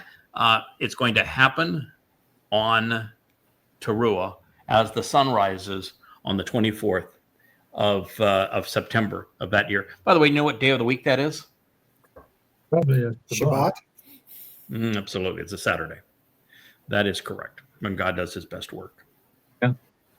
And so the controlling influence of God's people is over, which does pertain to wiping out all of the adversary forces, because they won't be able to interfere, and the scattering will be over, and all of these things will come into fruition. So now we know not only the day that we need to work backwards from, we have been given the specific time to apply, and it is to the witnesses. So we know the end of this time is sunrise halfway through Towrah. So how far do we have to go back? Well, it says Moedim. Now, in the past, everybody has wanted to render this as 3.5 years. They call it time and times. Yeah. No, it's Moedim. But time is eth in Hebrew. Yeah. No, it's Moedim. It's Moedim. Right. These are cycles of the 7 Moed. Yeah. And it's 3 full cycles of the Moed plus halfway through a cycle of Moed. Well, we're already halfway through Towrah. Maybe we can find another halfway point, and we'll have 3 full sets of Moed plus a halfway through. But it's Moed we're counting. Okay? So this has to end on a Moed, it has to begin on a Moed, and it has to be 3.5 series. That is what we're talking about here. And the thing that gets people messed up, how you can be wrong, is you're going to be given a number, but that number doesn't apply to this. That number, it answers an entirely different question. Okay. And you can't translate this 3.5 years, even though the 1,290 days that we're going to be given is very close to 3.5 years. You can't equate the two because they're quite different, and days do not pertain to the Moed. No. This means it has to end halfway through Towrah, and it has to be 3.5 Moed prior to Towrah when it begins. So we've been given the answer. That means you can't arrive as we had the women were insistent on the first of Abib, because the first of Abib isn't a Moed. Nope. It has to be halfway through one of the Moed to be halfway through the concluding Moed. So since the story began in the Gan Eden 6,000 years ago, Yahweh has chosen to engage through individuals, whether they be Adam or Chawah, Noah or his family, Abraham and Sarah, or the greatest among us, Moshe and Dod. On this day, however, Yahweh has chosen to communicate through his favorite son and our eternal shepherd, through his words of Dode. So the returning Messiah and King is making a solemn promise based upon the formula of 6 + 1 = 7 in concert with God, and of there being 7 moed in the annual cycle. Now, it may sound odd to our ears that Dode is referring to Yahweh as Che Ha-Olam, the one who lives forever and who restores life forevermore, but he uses very similar language in his Mizmor when he refers to God as the eternal conductor and the everlasting director. And since it's been, well, now 2,500 years at this point since Yahweh last spoke to his people, and nearly 3,500 years since they last listened to him, well, this is a nice reminder that God's still around. Te'eth is the Hebrew word for time, as I said. That's not the word that Dode used. No, and I want to know which kids in the class have figured it out yet. Mm-hmm. Good for you. Okay. So you know what day he's going to arrive. Yeah. Okay. So moed, which is among one of the most important words and titles in Hebrew. Therefore, Dode's prophecy, which Makael is explaining, is quite specific. They are announcing that the events being discussed here will play out over Moed Moedim, 3 full cycles of 7 annual meetings, and then conclude in the midst of a 4th iteration. And since this is the proper interpretation, this period of approximately 3.5 years is slated to become sometime prior to Chag Matzah in 2030 and conclude halfway through the Yom Teruah celebration of the Moed when the scattering of God's people is over. Now, this cannot be the first half of the time of trouble, since it most certainly does not conclude with the return of the remnant or the conclusion of the time of trouble. But, if that were the case and we wanted to look at the commencement date being Shabu in 2026 with a conclusion during Sukkah in 2029, that would be the math, but it doesn't take you anywhere because it doesn't fit the way that the question was framed.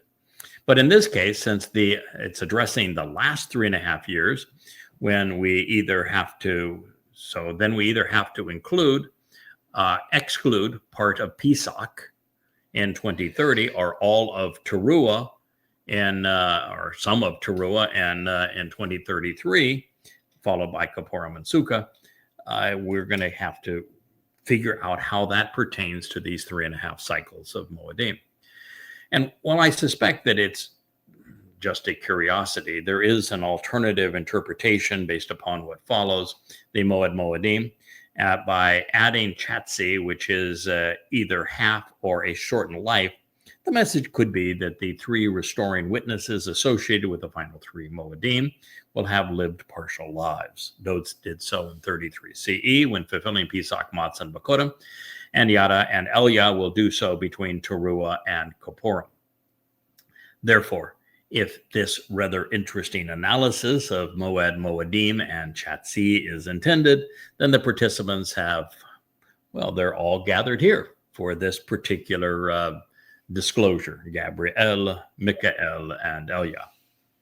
Now, what we can deduce from the narrative is that pursuant to 3.5 seasons of Moedim, and in conjunction with the 3 who will have lived abbreviated lives and associated with these 3 Moedim, then accordingly, the scattered and separating, indeed the crushing and defeating hand controlling the set-apart people will be over. It will cease. Specifically, the white spiritual chariot described in Zechariah 6 will be gathering the final remnant of Yisrael from around the world at the outset of Teruah, bringing them to the Temple Mount. And at that time, Yahweh will be incinerating all who have come to crush this remnant. Then, as the sun rises on Yom Teruah, Elia will be orchestrating the sacrifice of the Adamah Parah, who will be quite conveniently killed by the Torahless one as the sun rises on this day. This is all contemporaneous and it is coterminous, if you will, with the removal of the scattered people and the obliteration of their foes, making this moment halfway through the first of the final 3 Moedim a perfect fit for the narrative. And in this scenario, we should be seeking absolute compliance with Chatzah as it pertains to the commencement of this time. We should expect the 2 witnesses to arrive on the 14th day of Abib as the sun rises on Thursday, April 14th, 2030. That would be Pesach. Yes, but not the evening of Pesach, daytime. Daytime. Which, while Passover is the day after the Pesach meal is consumed. Now, this way, guess what? Elia and Yada will have the opportunity to celebrate this Passover dinner with their father and his son in heaven. So that I wonder how good the lamb is there. I bet it's really good. So that we have come upon a very elegant solution. From this perspective, Dode as Gabriel is revealing that Makael as Yada is, and he is explaining that 3.5 annual cycles of the Moedim will transpire prior to this favorable resolution on behalf of God's people, setting up his return. With Yom Teruah denoting the conclusion of the time of troubles, the ingathering of Yisrael, the arrival of the witnesses will occur in Abib of 2030. Now, with the first of Abib occurring on the 4th, Passover dinner will be observed on the 17th at sundown. With sunrise on Thursday, the 18th, still Passover, as the arrival of the witnesses. Thereafter, everything will come to fruition. So that's your timing.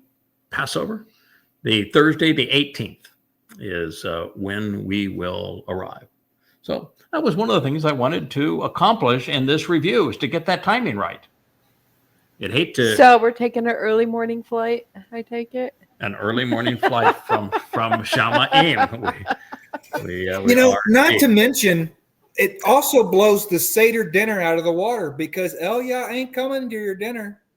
Nope. He's coming back. He's not coming to your dinner. Yeah, you're good, man. So you are true. Good. He is. He is not coming to your dinner, but he is coming. He is coming to ruin you the next day. I'll tell you that for sure. Right. Rude awakening. Yeah, it'll be a rude awakening when he is there. But it's a good point. But we're arriving on sunrise on Pesach, which is a Thursday. The 18th is our day, which is the 18th of April in 2030. Now, this is the most exacting explanation for referencing this exceptionally important title and augmenting Moedim with Chatzah. This being the case, the final 3.5 cycles of Moedim, if we will begin with Chag Matzah, which includes the 3 Dode personally fulfilled, specifically Pesach, Matzah, and Bakodim. Then once Yahweh returns his scattered flock early during Teruah, we can purge them through the sacrifice of the Adam Parah to set up his Yom Kippurim, Day of Reconciliation's return, with this leading the family back to Eden on Sukkah when we camp out with God. By the way, when did Dode fulfill Pesach as the lamb? Was it as the sun set or the next day during the day? During the day. During the next the day. day. Yeah. During the day. So we're going to return as on Pesach as Dode fulfilled Pesach at the same time. So we get to pick up where he left off. Well, no, we're not. He's on that crucifix. We arrived on that crucifixion. Kind of, on that crucifixion thing. It was one and done. Yeah, of course. Yeah, it's not like the Catholic Church where they leave him on the. Ew, no. Yeah, they give him a new name and they leave him on the stick forever. I don't speak Christian. Nope, not going to happen. Yeah, he did it. We get to celebrate it. Uh-huh. And we'll be right there saying, it happened right here. He did this. You ignored him. Shame on you. Mm-hmm. And it happened, right on this day, 3 years shy of 2,000 years ago. So this ingathering will run from sunset in Jerusalem on September 23rd to sunrise the following Saturday morning. And so logic dictates Doe's return will be 10 days later on Kippurim, making October 2nd at sunset 2033 the precise moment. The statement made by the man in white linen affirms something that I surmised years ago. The time of Yaakov's troubles will be divided into 3.5 year periods, beginning on Shabuah, which affirms this because it means sevens. And while things will become increasingly difficult for Israel and for Jews starting in May of 2026, comprising a 7-year period of oppression for Israel, the worst will be concentrated towards the end. And that means that the fulfillment of Shabuah and this harvest will be at the commencement of the time of Yaakov's troubles on May 22nd, 2026, while the teruah gleaning and sacrifice will transpire upon its conclusion, making it between sunset on September 23rd and sunrise on the 24th in 2033, a Friday and Saturday morning. Such is what we surmised in studying Yeshaya 17 and 18. So we should not be surprised that Dode encapsulated the moment his herald will arrive and the time the scattering and crushing of his beloved Yisrael will cease. And we're going to arrive at the same time he fulfilled Pesach. We run through this period right to the point that the crushing of his beloved Yisrael is over. Now, this is because he was the first to gather them into a nation and the last to protect them from every foe, particularly from the Philistines, who now have a group of people masquerading under that banner. Further, while he is the right hand of Yahweh, his Bashar is his right hand forevermore. As a result of the Anima Parah on Yom Teruah, Yahweh and his people will no longer be Nephat, separated, as he and his covenant family will walk through eternity from that point on, hand in hand. Now, considering what is revealed next, we must approach all of this with the utmost respect and appropriate urgency. Time is quickly running out. We read, "And I listened, but I did not understand. So I asked, 'Dear sir, what is the end result of these things?' He said, 'Go, choosing to walk through your life, Daniel. These words are sealed up, enclosed, signed, and stamped until the time of the final witness at the very end.'" Yeah, basically he said, "Get out of here, kid. Get out of here, kid. You've done your thing. You wrote it down. I'm not answering your question. You're not going to understand, but I'm telling you who will and when they will, which is what we need to know." He said the final witness at the very end will explain it. Well. So here we are. Now I think we'll just take it just a wee bit longer so we get our full hour in our 2-hour program. And it takes us into the next statement, and we'll pick it up here, and maybe you guys will have some time available tomorrow. If not, on Sunday, and we will continue with this. So while we do not have to know everything to benefit from what Yahweh is offering to fulfill the mission God has tendered, it's important that we remove the seal and that we resolve this puzzle before the upcoming Shabuah harvest, including identifying that guy that Daniel describes as seeing he is a really old dude with a really big mouth and some weird hair.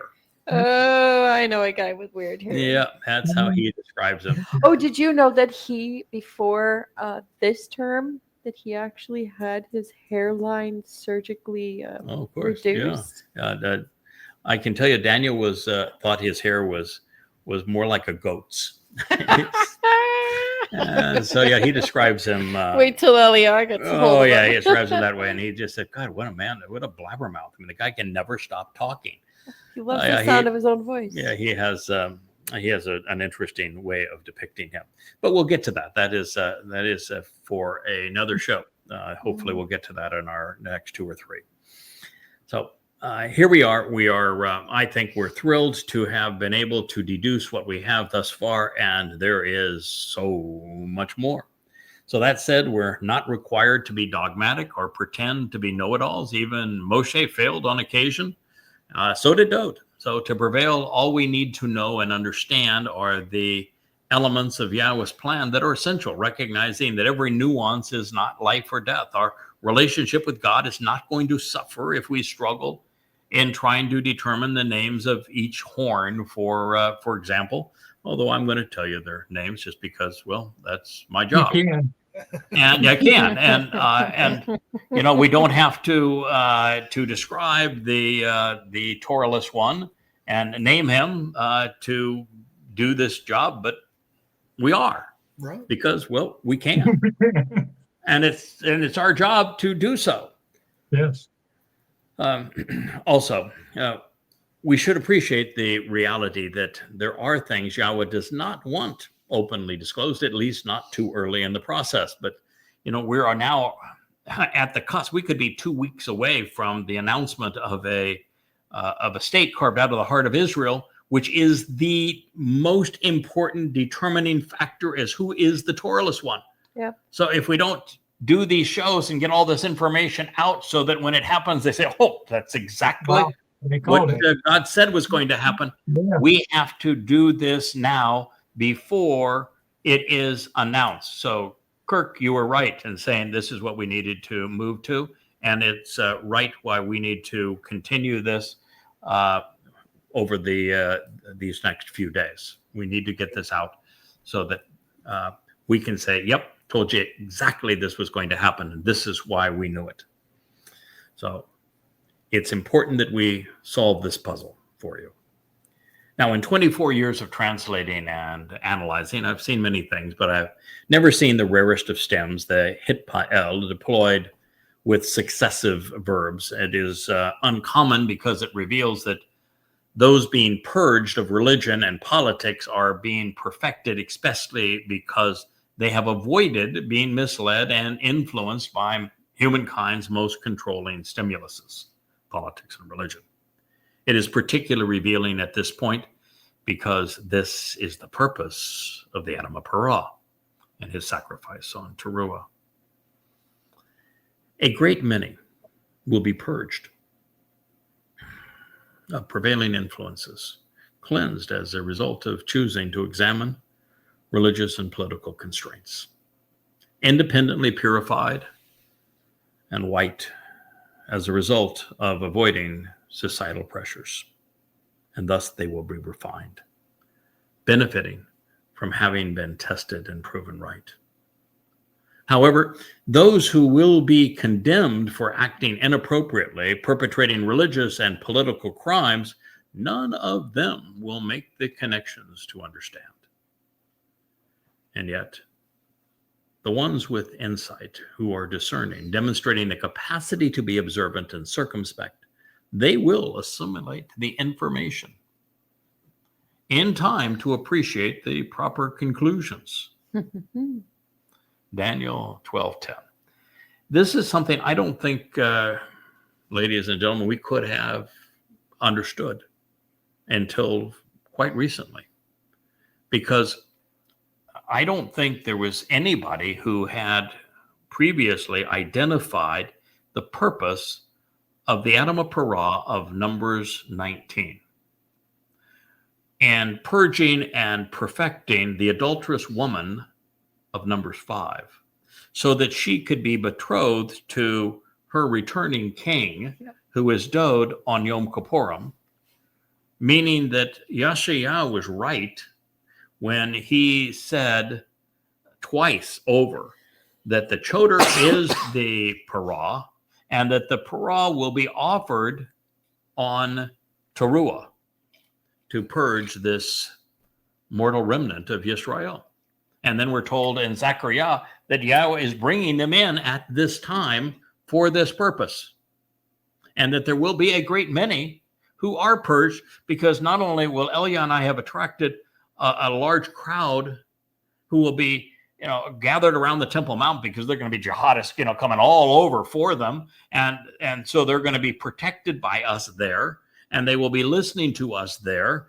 But also we're going to be gathering them from all over the world at this time. And so there's going to be a great many, and they're purged by the sacrifice of the Adam of Parah.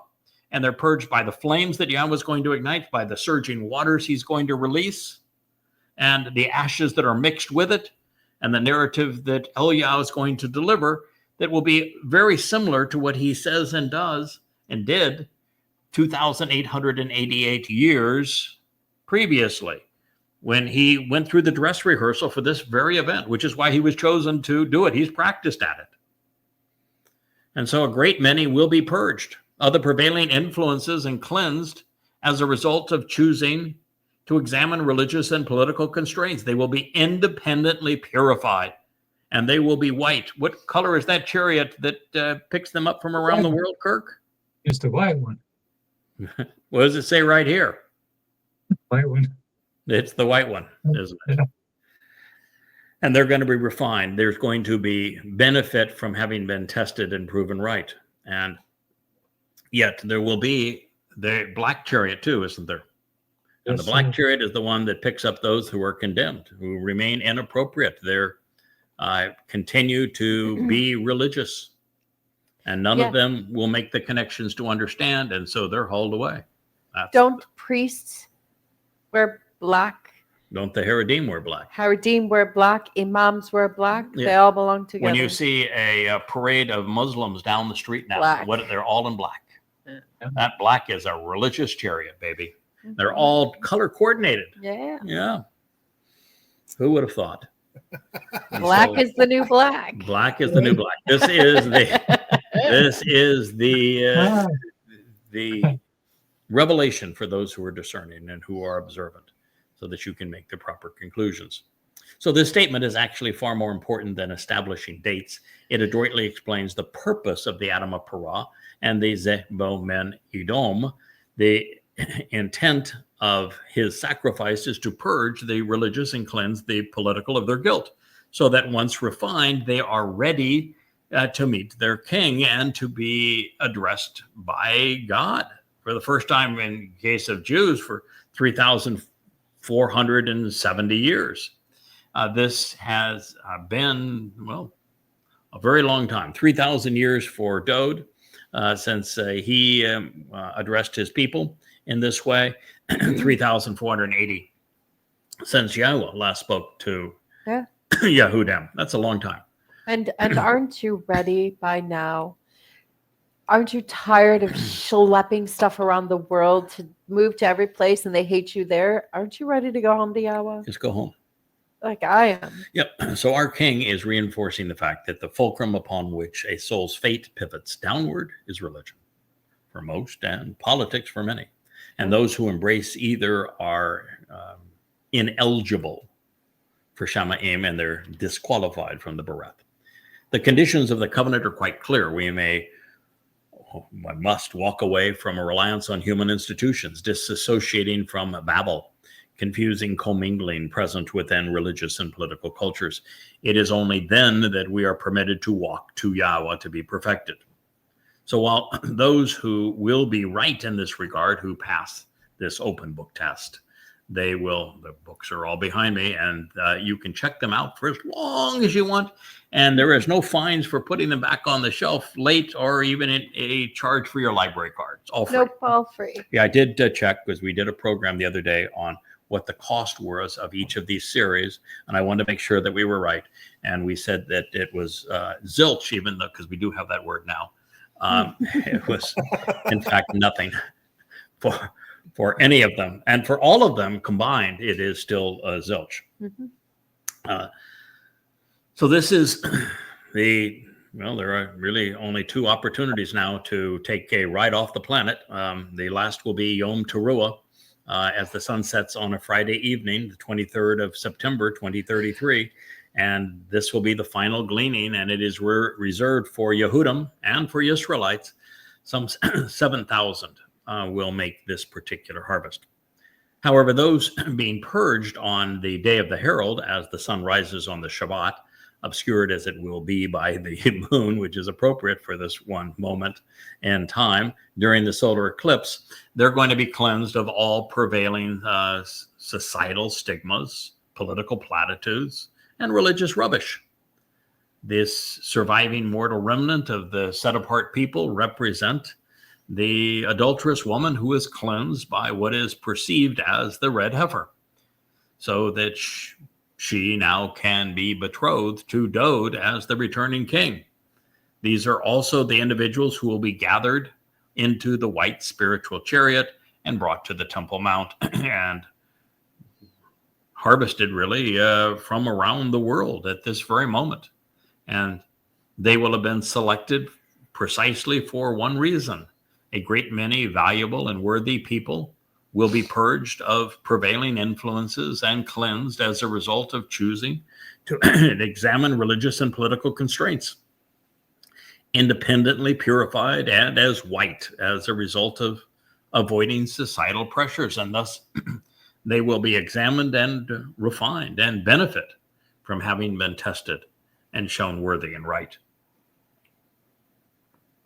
And as Kirk noted, even Laban takes a special place and meaning in this case, because they will be airlifted into Jerusalem on the Laban white chariot during a worldwide spiritual examination of the remaining Israelites, this final remnant. And once in view of the sacrifice of the Adam of Parah, this bloody red man who is a productive bull, they will be purged in accordance with Numbers 5 and 19. Moreover, while the bull is Makael Yada and the returning groom is Gabriel Dode, we got these three fellows here for a reason. Elia is the master of ceremonies. That is God's cast of characters in the end. That's why they're all gathered here in Daniel 12. We're telling you how to get out of Babylon. God's last call is to come out of Babylon. We got the team assembled right here saying, this is the way out of Babylon, baby. This is your last chance to come out and come clean. Indeed, by the way, it's coming full circle. When the covenant was created with Abraham and Sarah, what had they just done? Walked away from Babel. Yeah, walked away. We're coming full circle, aren't we? So it's going to be the greatest show on earth. As Yahweh releases the cleansing waters beneath the Temple Mount and ignites the purging flames from around the sacrifices, Elia entertains and enlightens those who have gathered in Jerusalem in anticipation of the king's return. Oh, by the way, as we go back to the 7th chapter and we find the identity of the Torahless one, this Antichrist, God's going to remind us about these flowing waters again and the flames and the sacrifice of this individual. It all is right there. You know, there's this Christian eschatology that says that the Torahless one, their Antichrist, gets killed and he comes back to life. No. When you read who does what to whom in it, he kills me. I'm the one who's killed. So no, he's and then Leah kills him. No, he doesn't get to get killed. He doesn't get that benefit. He does not die. Oh, he gets eternally incarcerated. You might want to kick him a few times just for the fun of it. But he's really got really fat legs and fat ankles now. So he's an easy target. It bruises very easily.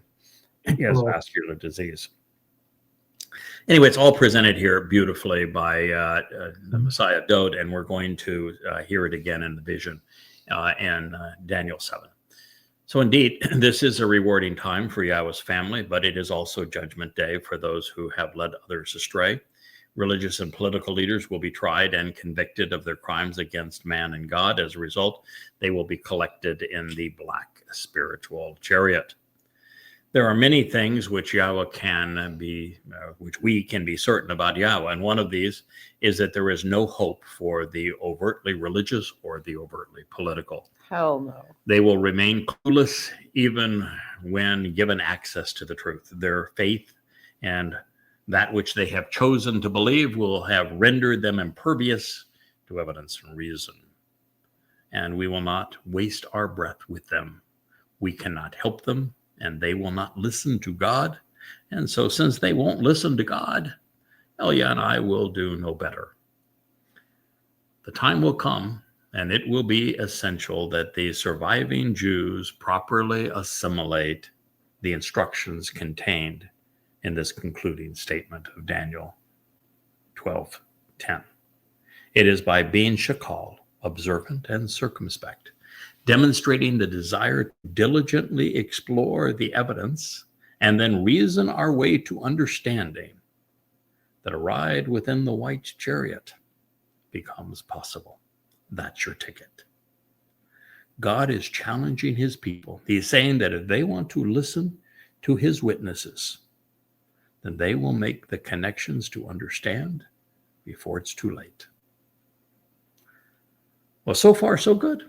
Our appreciation of the nuances of Michael's explanations and Dode's prophecy on how Elia will engage and advance the goals on behalf of the set-apart people has been reasonably exemplary. But what would we expect? It's being explained by Elia so that Elia can explain it. It would be pretty damn embarrassing if Elia couldn't explain what Elia's explaining. Now, would it? Yeah. Or I should say, Just a Michael is explaining what Michael is explaining about Elia. It's all being laid out for us in a very systematic way. Now, to be fair, since no one has put all these pieces together previously, the entire puzzle now and picture is being revealed for you for the first time. As we go through these programs, you're going to know exactly who is going to do what to whom. And so you are prepared. Yeah. And so when you witness the next phase of this and the creation of the Phakistinian state, you're going to say, I knew that was going to happen. And it is another validation that I can trust God's witness. Now, to be fair, considering the source of this challenge is the prophet Dode, we should be aware that he is the smartest person who ever lived. Further, he had a distinct advantage of being Yahweh's chosen one, God's beloved son, the anointed Messiah, the most prolific of the prophets. And so Dode was also the one whose 3 lives would span all of this time. Now, the final half of God's timeline, from before 3,000 Yah to well after 6,000 Yah. So what may have been easy for him will not be quite as effortless for the rest of us. But fortunately, we don't have to be as smart as our shepherd to be among his sheep. Also helpful, since Michael is the one tasked with explaining all of this, and Michael is the one who is explaining all of this, he does have some advantages in trying to explain all of this.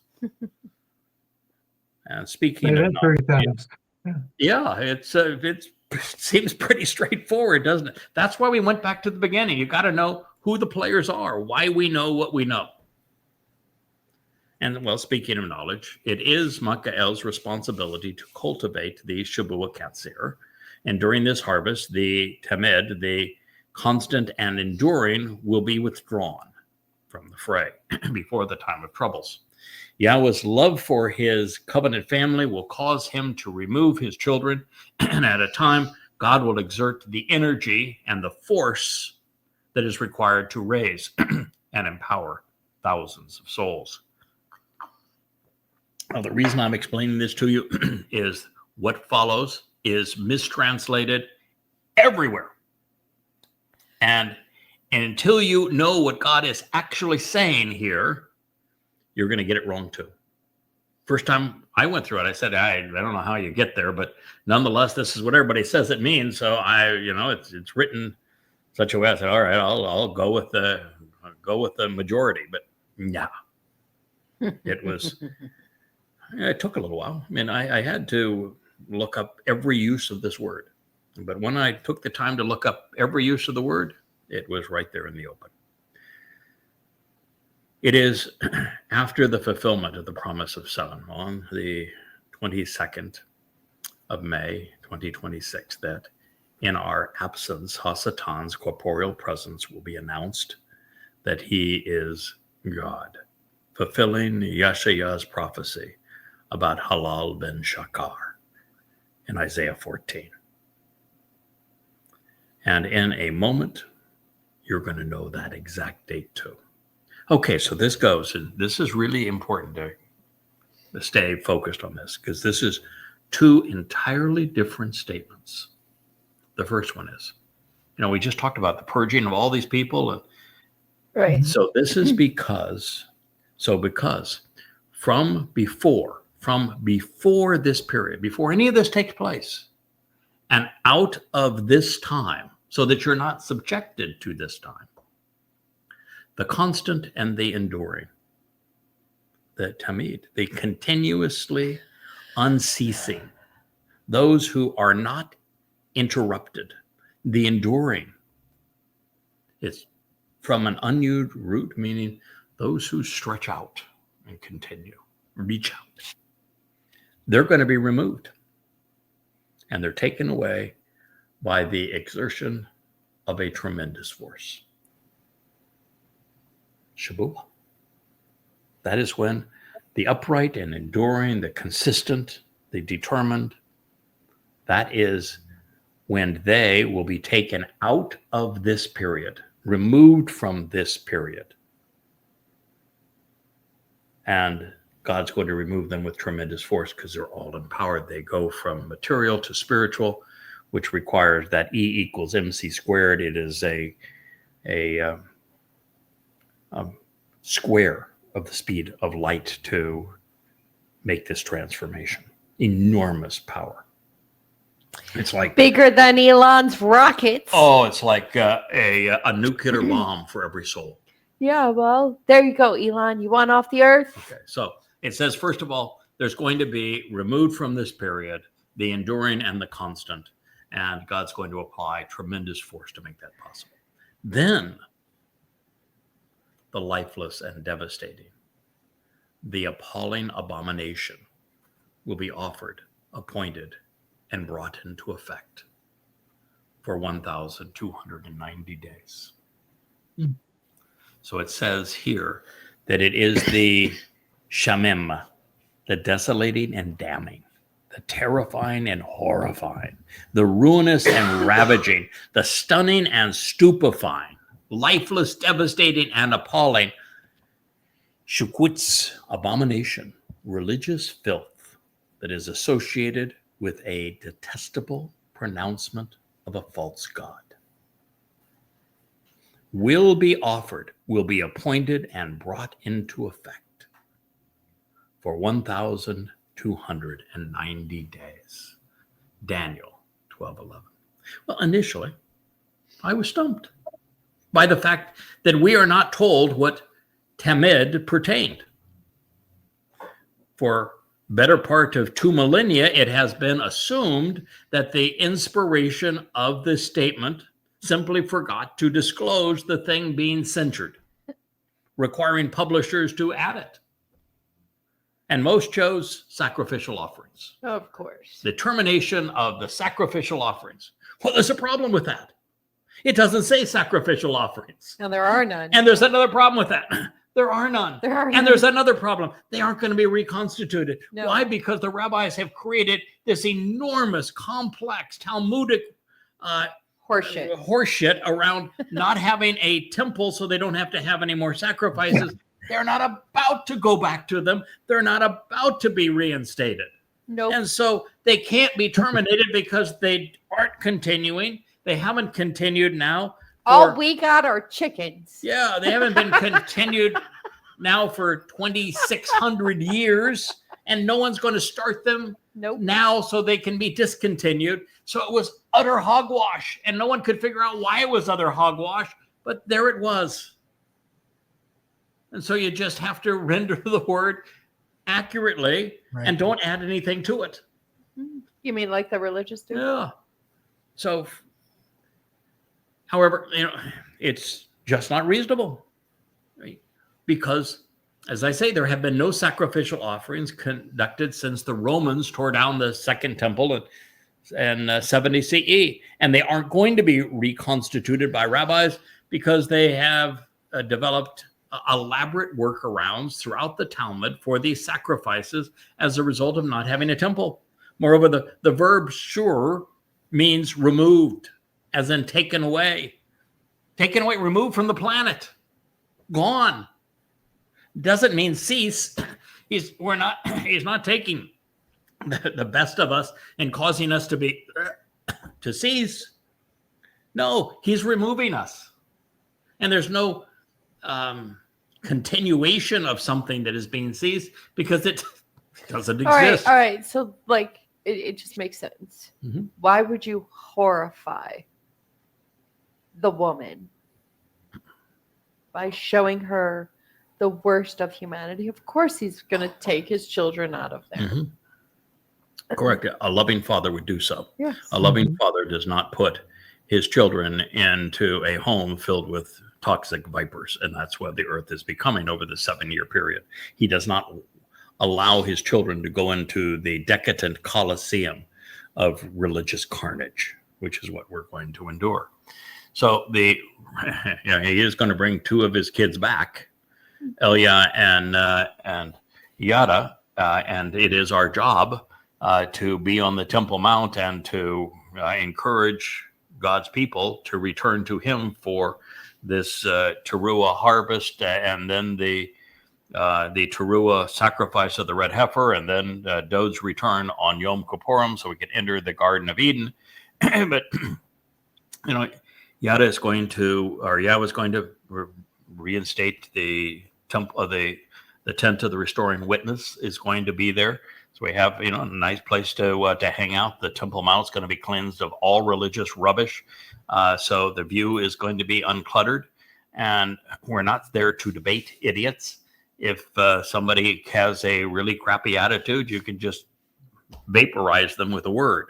So it's going to, it just needs to be done. So we got the long straw, the short straw, however you want to look at it. So as a result of these religious editions by Christian publications in particular, all of which require Gabriel or Michael to be inadequate communicators, requires artificial prophecy to have their result to have absolutely no chance of being fulfilled. Since there's no chance of being fulfilled, and since Dod or Michael didn't say what was being curtailed, and they didn't even say curtailed, they said removed.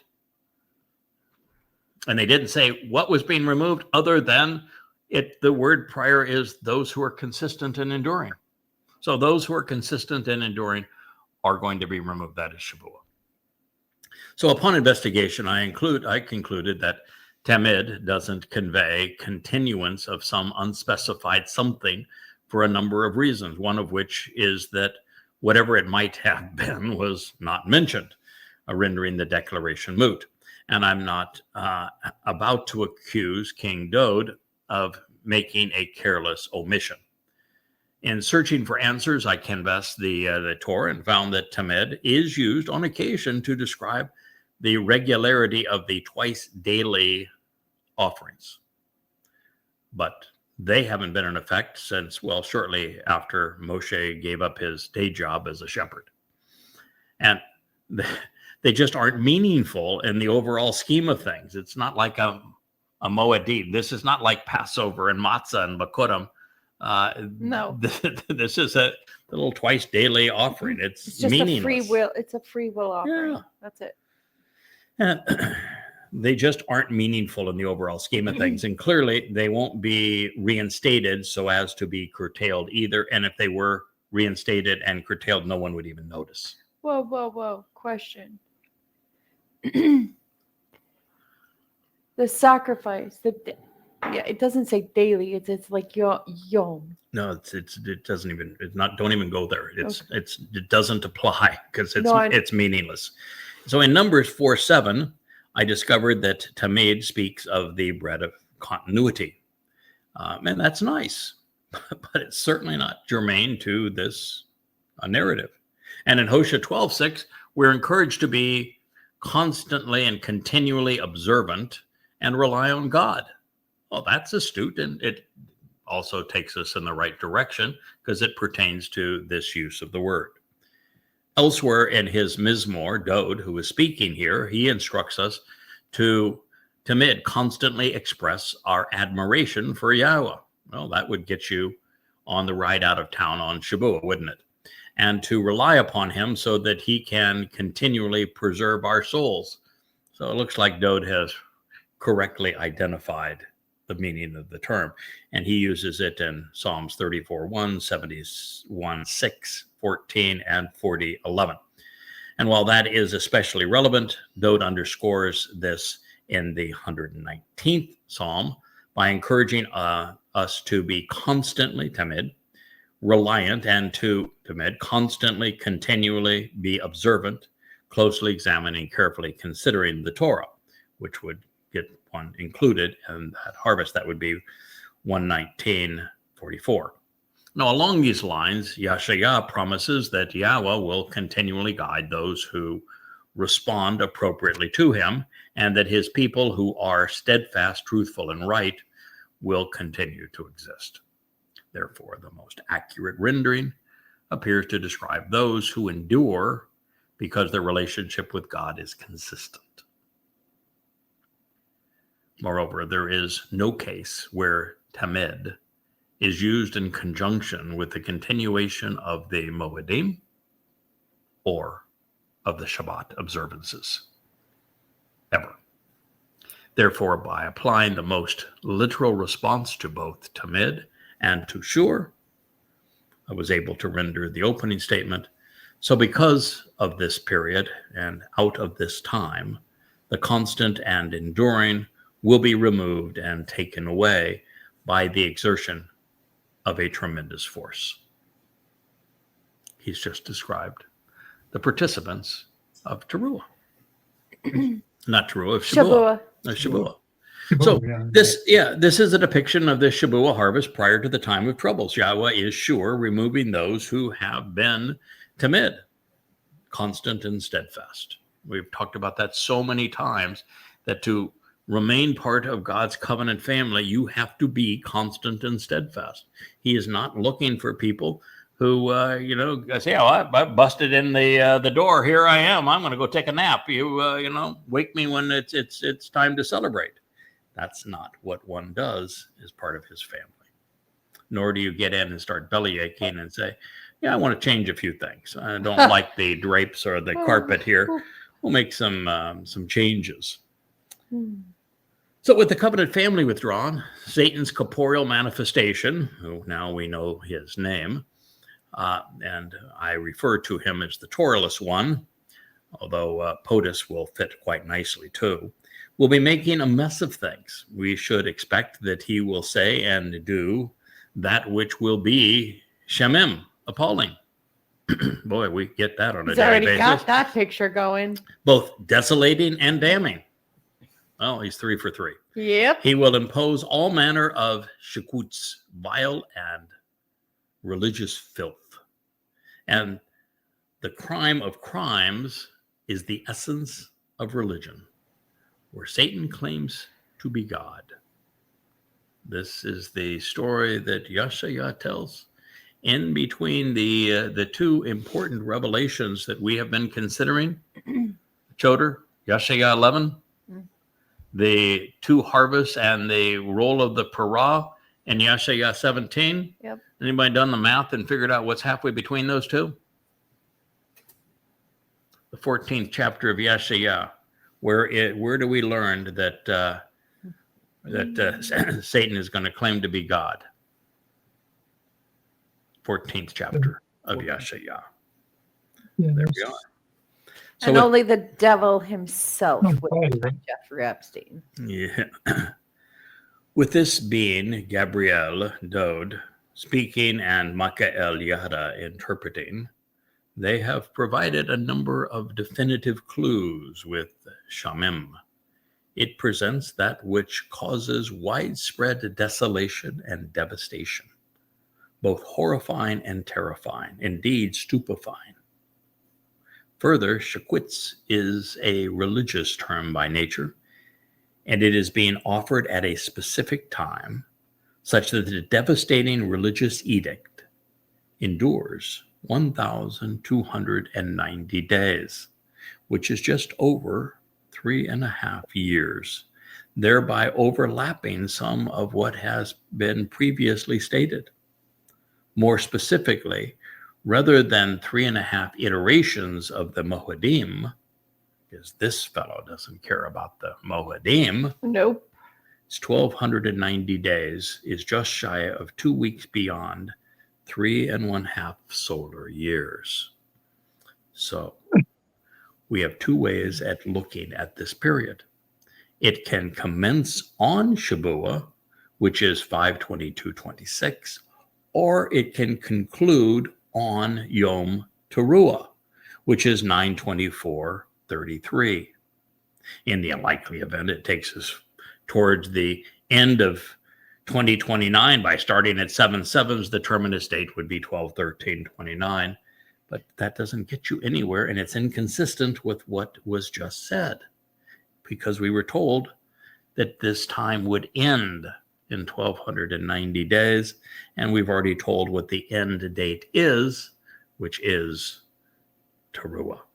So, since it would be unreasonable for Satan to declare that he is God, coterminous with the withdrawal of the covenant family, and before he's even arrived, and senseless for the edict to conclude halfway through the time of troubles, we should work backwards from Satan's undoing on Teruah. This conclusion is reinforced by what we have already determined with the two witnesses arriving 3.5 Moedim prior to the day of the herald, which puts Michael and Elia and Jerusalem during the 14th of Abib, during Pesach, Passover, in year 5997. This is Thursday, April 18th, 2030.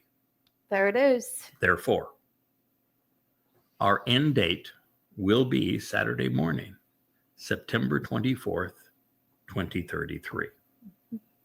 We can rewind the prophetic clock from there. When we do, we discover that this appalling religious edict will be offered by the Torahless one, who we will prove in a subsequent program is Donald Trump, on the 15th of March, a Friday in 2030, which of course is the Muslim Day of Prayer. This is 33 days prior to the witnesses' arrival. That's the day that this declaration will be made. March 15th, a Friday in 2030. You heard it here first. Therefore, Satan and his advocate will announce that he is God at this time. That is the most adroit conclusion based upon the words, the deadly and desolating, devastating and damning, stupefying and stunning, totally appalling abomination of vile religiosity of a detestable false God will be offered, appointed, and brought into effect for 1,290 days. Oh, God. So that is a good place for us to conclude our hour program here in Family 2 Hours. I thought 4 years that Donald Trump was bad. Good God. Oh yes, this is going to be an amazing. Shall we send him a copy?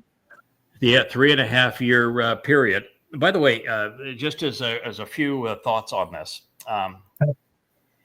Donald Trump, as I explained in the teaser for this program, was a narcissist in his first term. Narcissists are really susceptible to this kind of thing. He was a malignant narcissist, yeah. And but he did some decent stuff in his first term, and it's just his mouth that got him in trouble. Mm-hmm.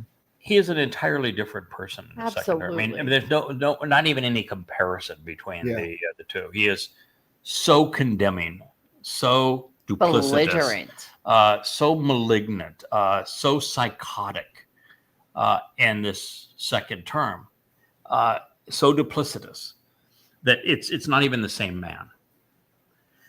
And so one would have to ask, when did and why did Donald Trump agree to become Satan's advocate? Because this does not happen to someone by happenstance. Right. You have to choose it. And so if you look after his failed election, where he could not, it was always denied. He could never accept that he lost. Nope. And he lashed out at everybody. He blamed everybody under the sun for his loss. And it wasn't just that he couldn't deal with the fact that he had been rejected, but he then had to deal with the fact that there was one litigation after another, that he had committed crimes. And not only was he facing one court case after another, he was losing them all. One of them was hundreds of millions of dollars. He lost 2 rape cases. Yep. He lost also the case with Stormy Daniels of doing the prostitute in Las Vegas, and of election fraud based upon that case. He lost the case of falsifying records for his business, and he was about to be tried, and he was going to lose the case in Georgia, which would have condemned him for forcing a government official to falsify an election results. Yep. And he was going to lose that too. And we're dealing with prison terms in these cases. He was going to jail. And he had so many more cases up against him, including the stealing of federal secrets. And he was in real trouble. And he was losing all of his cases. And he had such an attitude that the juries were finding him guilty one case after another. And so here he was, rejected, alone, going broke, losing every case. And even Melania wasn't talking to him. And all Satan had to say, well, not a very good situation here. You want an out, pal? I can get you back in the White House. Mm-hmm. You can wreak havoc. You can seek vengeance against all of these people that you have blamed for this ill that has befallen you. Mm-hmm. It's just this one little thing I request of you in return. Here, sign here, Donald. You love executive orders. Sign this one. You'll go back in the White House. He agreed. And the new Donald Trump is an entirely different man. And when we return to this and we discuss exactly how he is described, particularly with the vivid depictions of him and what he does and where he's come from, down to his hair, we're going to find that there is no question whatsoever that we have correctly deduced that the person that Christians have pondered is the Antichrist is Donald J. Trump. He is the Torahless one who will do everything he can to oppose King Dode. And of course, he is after my case because I'm the one who precludes Satan's victory in the end. And so it is going to be an astonishing series of revelations. For sure. What do you think so far? Boy, this is good stuff. This is amazing. Well done, boss. Well, it's fun to uncover new ground. That when you find something exceedingly important, and we had this gut tell us that going back to November, that this is the guy. This is the guy that's going to do the betrayal. Wouldn't take it all the way to the point. Well, he is the person that Christians identify as the Antichrist, but we knew that this was the great betrayal, and we've just been begging Israel to pay attention. But the thing is, he's actually more popular by far Oh yeah, in Israel. in Israel than he is in America. Yeah. He's their new Cyrus. Yeah. No joke. Oh, by the way, one of the things that's interesting, it says that he has thousands of people who kowtow to him, who are, Psychophants. Yeah, psychophants, but 10 times that number who sit in judgment of him. Wow. So, Well. yeah. And, one of the things that I think it was you, Kevin, that first said, he's going to be an old guy. He'll be 87 years old by the time this is all over. That's not the picture that we have because there's so many allusions to this Torahless one, this Antichrist. Nobody has ever pictured him as an old man. And one of the things I told you is, the last one to be demon-possessed was Muhammad. He was 66 when he was diddling the 6-year-old girl. Yeah. And it was another 22 years after that. So, he's essentially 88, same age when it's all over. Yeah. Okay, that's Muhammad. And then Paul, we don't know what age Paul was when he went to rabbinical school because Paul didn't have a very good memory and he couldn't keep his own story correct. But he was likely 40-ish when he went to left tent making and Taurus and came down to starting making starting being a rabbi. And he wrote from 52 to 66. And so if he was therefore 40 at that time, then he would have been in his late 60s, early 70s. Mm-hmm. So an old fellow. And particularly at that time, that was really old at that time. Right. And then you look at, on God's side, Moshe. Moshe was 120 when it was all done, wasn't he? Yeah. Abraham was in that same range. So, I'm going to be 77? When it's 78, when it's all done, 78, Yeah. when it's all done. True. So it's the age isn't germane in that sense. Plus the fact, this guy's not going to get a demon from Satan. He's got the full McGillicuddy. Yeah. And so Satan is going to animate him more and more. He's going to tap in more and more. More and more. Right. The devil himself. Right. Is going to, so he's going to be very empowered. Now, it is true that he does say that he's in a wheelchair, that eventually he ends up in a wheelchair. It talks about the wheels of his chair being really flashy, because Donald Trump is really flashy. I don't know if you've seen what he's done. 100%. He's actually gilded some of the ornamentation in the Oval Office. He turned it into his own little whorehouse. I bet you has gold wheels. He does have flashy wheels, is one of the things he says in his chair. So his chair has flashy wheels. And he just was diagnosed with a vascular disease. Right. It's causing his legs and arms to expand because he's not getting his veins are not able to return blood flow back to his brain. So he's really susceptible to being animated by Satan. And Satan is going to be bolder and bolder in controlling his mouth and his mind and his body. So it is going to be an interesting watch. But we have not only identified Donald Trump as the Antichrist, but you're going to hear in subsequent shows proven it absolutely and irrefutably. Thank you, Yahowah. This is great. Thank you. Yeah, it's fun to be at the forefront, and this is the kind of thing too that is important for Yahowah to convey through us, so that Yisrael and Goyim listen to what God says through us and trust what He says through us, but also to garner attention. Mm-hmm.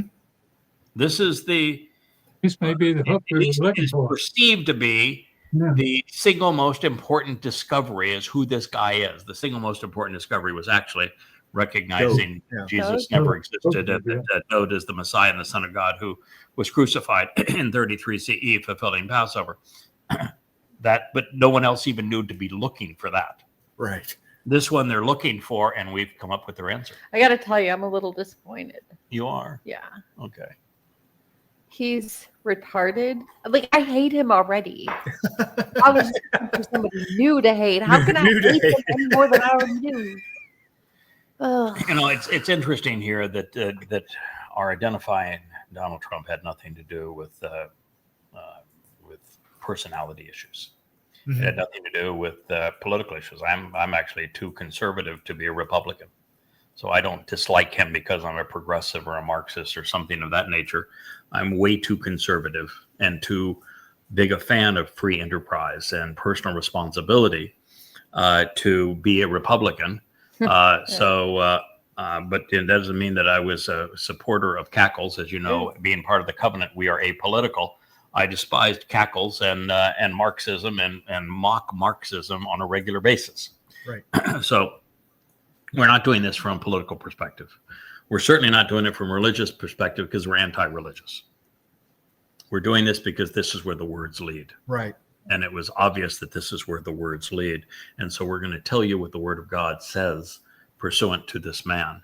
And, you know, you're running out of time for an alternative because Gabriel Dode was very specific pursuant to that 7-year period and how the covenant will be affirmed with many at this time, and that person who does that is the Torahless one. He is the Antichrist.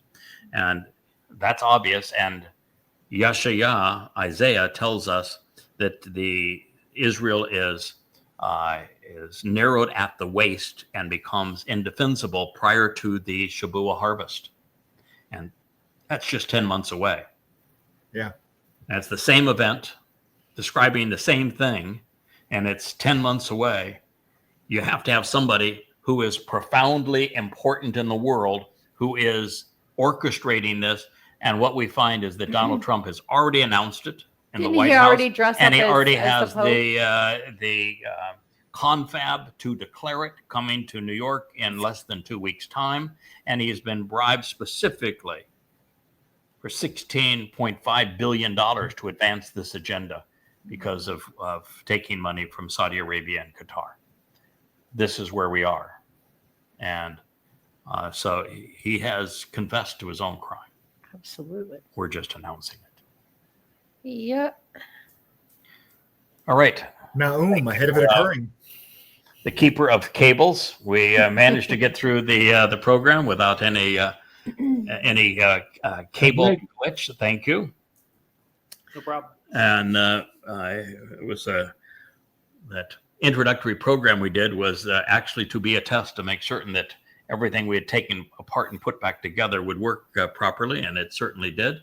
Thank you, Leah, for being here as always. And Kevin, Sir Shorts, and Captain Kirk, appreciate you. Let me know by text or email when you're available tomorrow, or do it via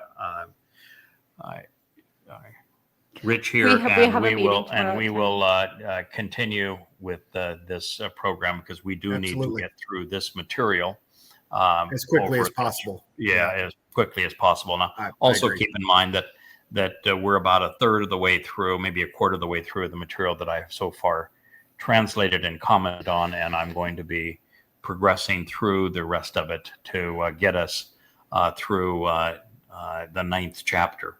And we're halfway through the 7th. So I've got some work to do to get us a little further along because there's lots and lots of confirmations of this along the way. And normally I wouldn't announce something until we have done all of the confirmations, but it was just so clear and so undeniable up to this point. And you can't keep anything juicy to yourself. I can't. But see, that's why I was chosen for this job, as I don't keep secrets. You're very the man cannot. If I could keep a secret, then I wouldn't be the right guy for this job. Nope. Right. So there we are. You have to be transparent if you're going to do this job. Yep.